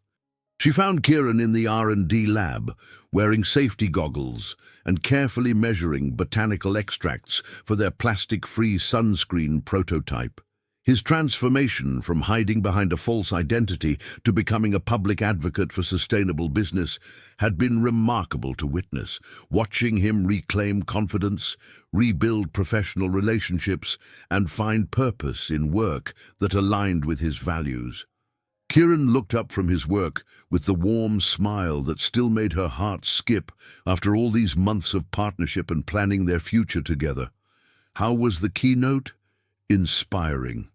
Brielle settled onto the lab stool beside him, watching him work with the precise attention to detail that made him such an effective research partner. 3 women approached me afterward about starting sustainable businesses in their communities. One wants to develop biodegradable phone cases using agricultural waste. Another is working on eco-friendly pet products that avoid synthetic chemicals. And the third has an idea for plastic-free packaging for prepared foods. Every conference you speak at generates at least 5 new business inquiries. Kieran's voice carried the pride of someone who genuinely celebrated his partner's independent success, rather than feeling threatened by her achievements. You're becoming the voice of sustainable entrepreneurship for an entire generation of women who want to combine business success with environmental impact. We're becoming that voice, Brielle corrected gently, noting how natural their collaboration had become after months of working together as equals. Your expertise in scaling sustainable technology is what makes our accelerator program actually effective instead of just well-intentioned. These women need practical guidance about manufacturing, supply chains, and regulatory compliance, areas where your experience provides real value. Kieran paused his measuring to look at her directly, his expression soft with affection that had deepened through shared challenges and mutual respect. Have I mentioned recently that I love working with someone who insists on giving credit where it's due? Have I mentioned that I love working with someone who respects my independence while making me a better entrepreneur? Brielle's voice carried the affection that had evolved from initial attraction through crisis and truth-telling to this deeper partnership that enhanced both their individual strengths. Their conversation was interrupted by Maya's arrival, carrying fabric samples and wearing the expression of someone managing wedding details with professional efficiency mixed with genuine excitement about her brother's second chance at happiness. Maya spread color swatches across the lab bench, pushing aside chemical measuring equipment to make room for wedding planning materials. I found the organic cotton supplier you requested in Oregon City, but we need final decisions on ceremony decorations. The Forest Park permits are confirmed. The catering company has sourced everything locally and organic, but we still need to choose between these sustainable fabric options for the ceremony arbor. Brielle studied the samples, all organic, locally sourced, and dyed with plant-based materials that aligned with their environmental values while creating the aesthetic beauty appropriate for a wedding celebration. The sage green matches the Douglas fir surroundings perfectly, and it will photograph beautifully for the business magazine features they're planning. Kieran nodded his agreement, examining the fabric quality with the same attention he brought to their product development. And it's the right shade to complement the forest setting without competing with natural beauty. Everything about this wedding should reflect our values while creating genuine celebration. Maya laughed, clearly enjoying her role as wedding coordinator for her brother's return to public life and authentic happiness. Speaking of which, Mom called this morning. She wants to confirm the guest count for the reception. Apparently, several sustainable business leaders are flying in specifically to celebrate with you both, including that entrepreneur from the solar panel cooperative in Arizona and the woman who started the composting program in San Francisco. The guest list had evolved beyond family and friends to include colleagues from their accelerator program, entrepreneurs they'd mentored, and leaders in sustainable business who recognized their partnership as a model for values-based collaboration. What had started as a simple wedding had become something of a celebration for the entire sustainable business community. Dr. Elena Vasquez had insisted on officiating the ceremony, viewing their relationship as proof that ethical business partnerships could flourish when built on authentic foundation rather than convenience or profit.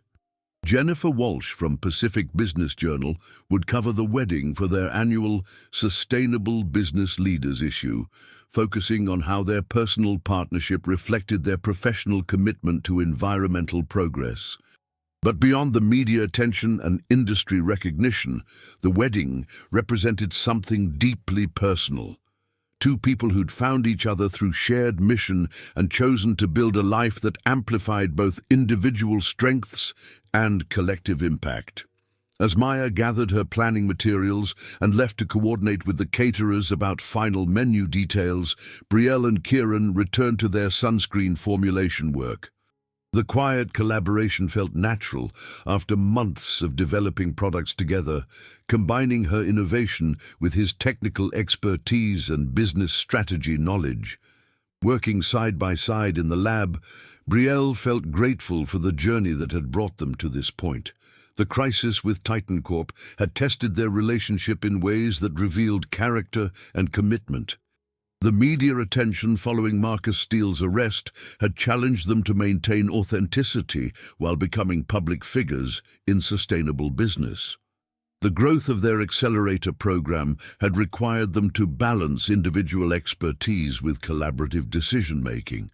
But through every challenge, they'd chosen transparency over self-protection, partnership over individual achievement, and environmental mission over easier profits. Kieran's voice interrupted her reflections. The zinc oxide suspension is stabilizing perfectly with the coconut oil base. This formulation could offer broad-spectrum protection without any synthetic chemicals, plastic packaging, or reef-damaging ingredients. Another product that could change how Americans think about sun protection, Brielle observed, testing the texture between her fingers and noting its smooth application without the chalky residue of many natural sunscreens. How many tubes can we produce for the spring launch? Kieran pulled up production projections on his tablet, scrolling through manufacturing schedules and supply chain timelines. With our current capacity, 50,000 units for the initial run. But if the market response matches our deodorant launch success, we'll need to scale production significantly by summer to meet demand. The logistics of business growth still thrilled Brielle, especially when that growth meant greater environmental impact. Every product they manufactured represented plastic waste prevented, synthetic chemicals avoided, and consumer education about sustainable alternatives. Their conversation was interrupted by a knock on the lab door.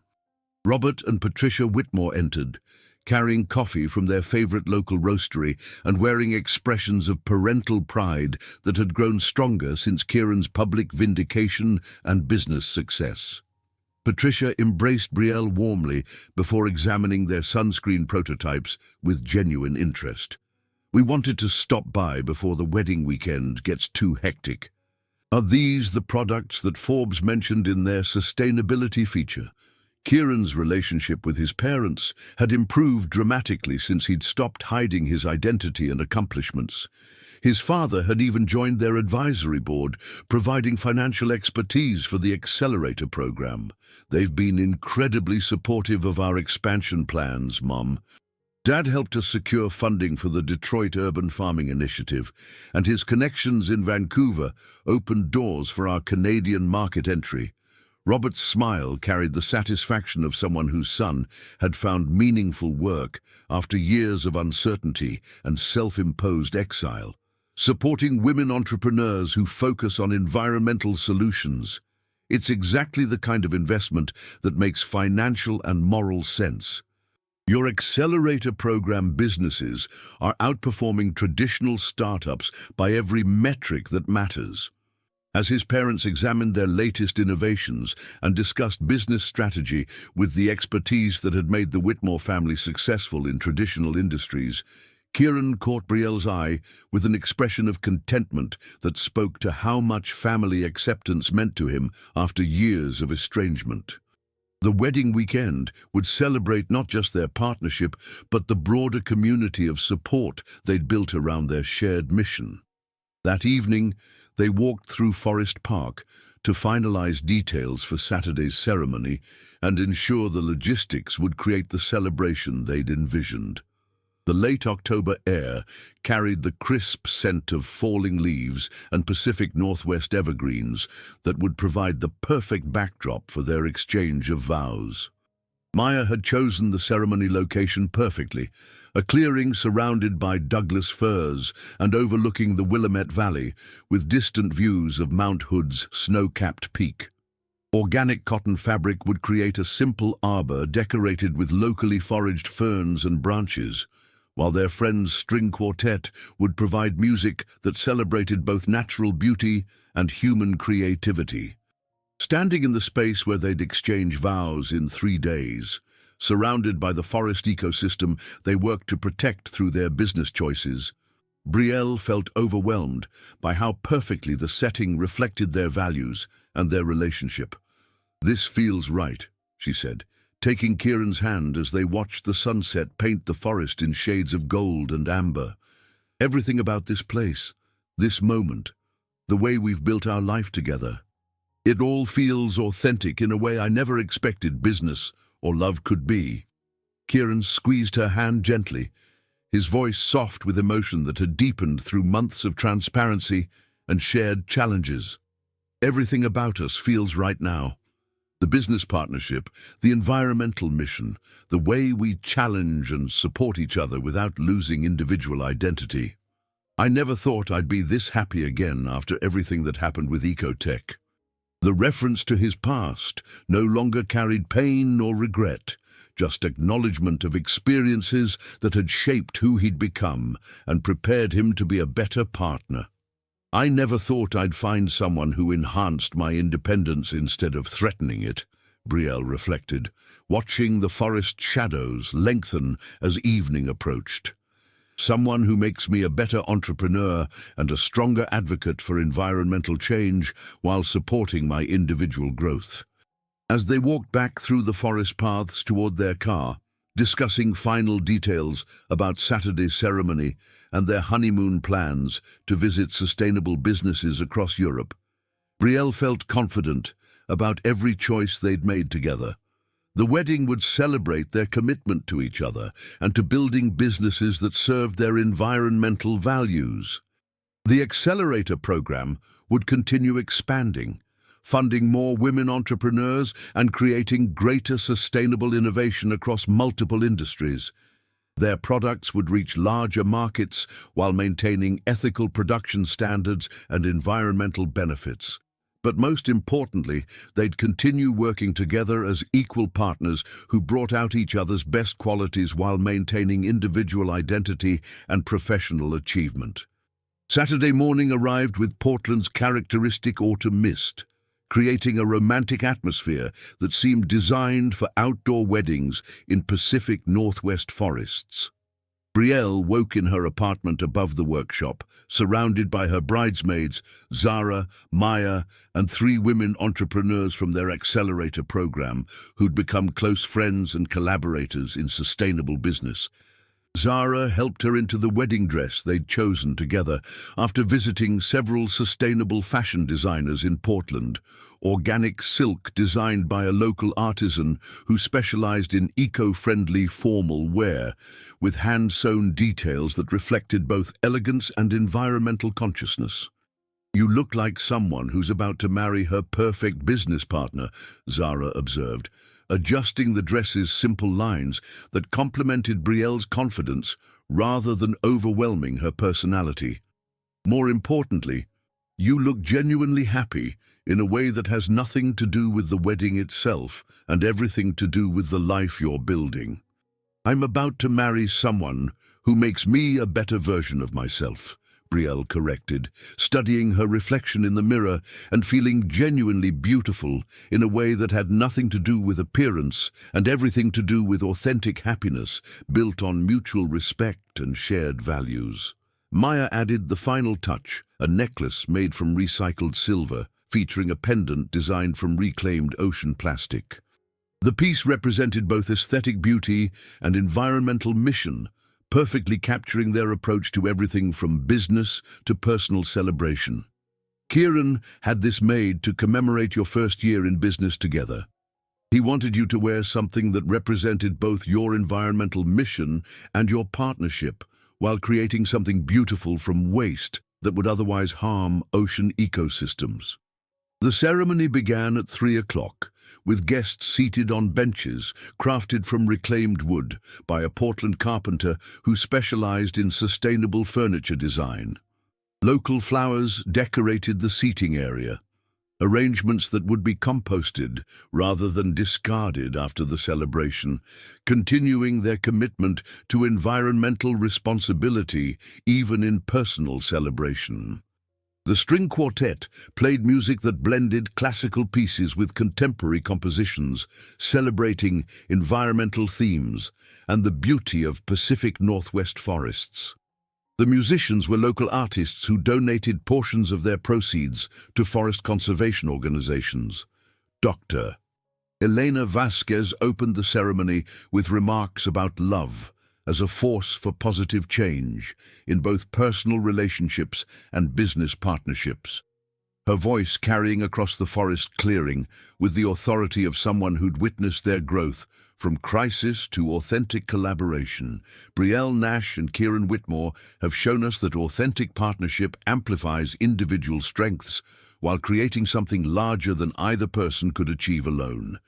Their relationship models the collaboration and mutual respect that sustainable business requires, the willingness to challenge each other toward growth while providing unwavering support for shared mission.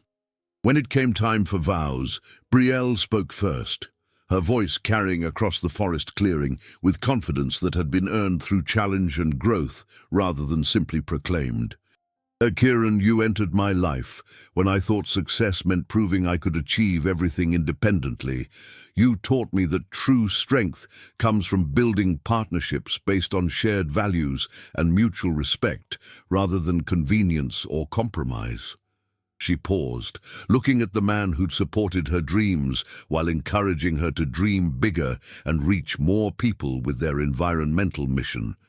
I promise to be your partner in creating businesses that serve our environmental mission while providing meaningful work for the people we employ. I promise to challenge you to grow while supporting your authentic self through whatever challenges we face. And I promise to build a life with you that demonstrates how personal love and professional collaboration can change the world one sustainable innovation at a time. Kieran's vows reflected the vulnerability and strength that had made Belle fall in love with him, his voice carrying emotion that spoke to the transformation he'd undergone from hiding his identity to reclaiming his authentic self. Belle, you showed me that redemption comes through authentic action rather than hidden penance. You gave me the chance to rebuild my life based on transparency and shared mission instead of shame and secrecy. His voice grew stronger as he continued, addressing not just Belle, but the community of friends, family, and business colleagues who'd witnessed their journey. I promise to support your independent success, while contributing everything I can to our shared vision of business that serves environmental and social good. I promise to be worthy of the trust you've placed in me through the most difficult revelations and challenges. And I promise to spend our future proving that love, based on mutual respect and shared values, can create positive change that extends far beyond our personal relationship. The exchange of rings featured bands made from ethically sourced gold and designed by a jeweler who donated portions of proceeds to environmental conservation organizations. Even their wedding choices reflected commitment to values that went beyond personal celebration to create positive impact. As Dr. Vasquez pronounced them married, the assembled guests, family, friends, business colleagues, and fellow environmental advocates erupted in applause that seemed to echo through the forest canopy and across the valley below. The reception took place at their company headquarters, transformed with organic decorations and featuring locally sourced, plant-based cuisine that demonstrated how celebration could align with environmental responsibility. The catering company specialized in zero-waste events, using compostable serving materials and creating meals from ingredients sourced within 50 miles of Portland. Speeches came from Maya, who spoke about watching her brother find authentic happiness, Robert Whitmore, who praised their business model as the future of ethical entrepreneurship, Dr. Vasquez, who reflected on the legal battles that had tested and strengthened their partnership, and Jennifer Walsh, who spoke about covering their business partnership for Pacific Business Journal and watching it evolve into a genuine love story that inspired the entire sustainable business community. But the moment that moved Brielle most came when three women entrepreneurs from their accelerator program presented them with a collaborative art piece created from materials reclaimed from their various sustainable businesses. Ocean plastic transformed into decorative elements, agricultural waste woven into textural patterns, and reclaimed metals shaped into symbols representing growth and collaboration. This represents how individual innovations can combine to create something beautiful and meaningful, explained Dr. Angela Washington, whose natural pain relief products had become one of their accelerator program's biggest success stories. Just like your partnership has created something larger than either of your individual businesses could achieve. As the evening wound down and guests began departing with small gifts of Nash wellness products packaged in their revolutionary compostable containers, Brielle and Kieran found themselves alone in their workshop space, still wearing their wedding attire, but surrounded by the products and prototypes that represented their shared mission. Kieran pulled out a bottle of champagne they'd been saving, organic, from a winery that practiced regenerative agriculture and used minimal packaging while supporting farm worker fair wage initiatives. To Mrs. Nash Whitmore, he said, using the hyphenated name they'd chosen to represent equal partnership rather than traditional ownership transfer or patriarchal naming conventions. To building a marriage that changes the world one sustainable innovation at a time, Brielle replied, accepting the champagne flute and feeling overwhelmed by contentment that went deeper than simple happiness to encompass purpose, partnership, and positive impact. As they sat in their workshop, surrounded by evidence of what they'd built together, products that had eliminated tons of waste, a business that employed people committed to environmental mission, an accelerator program that had launched dozens of women-owned sustainable businesses, Brielle felt confident about their future in ways that encompassed both personal and professional growth.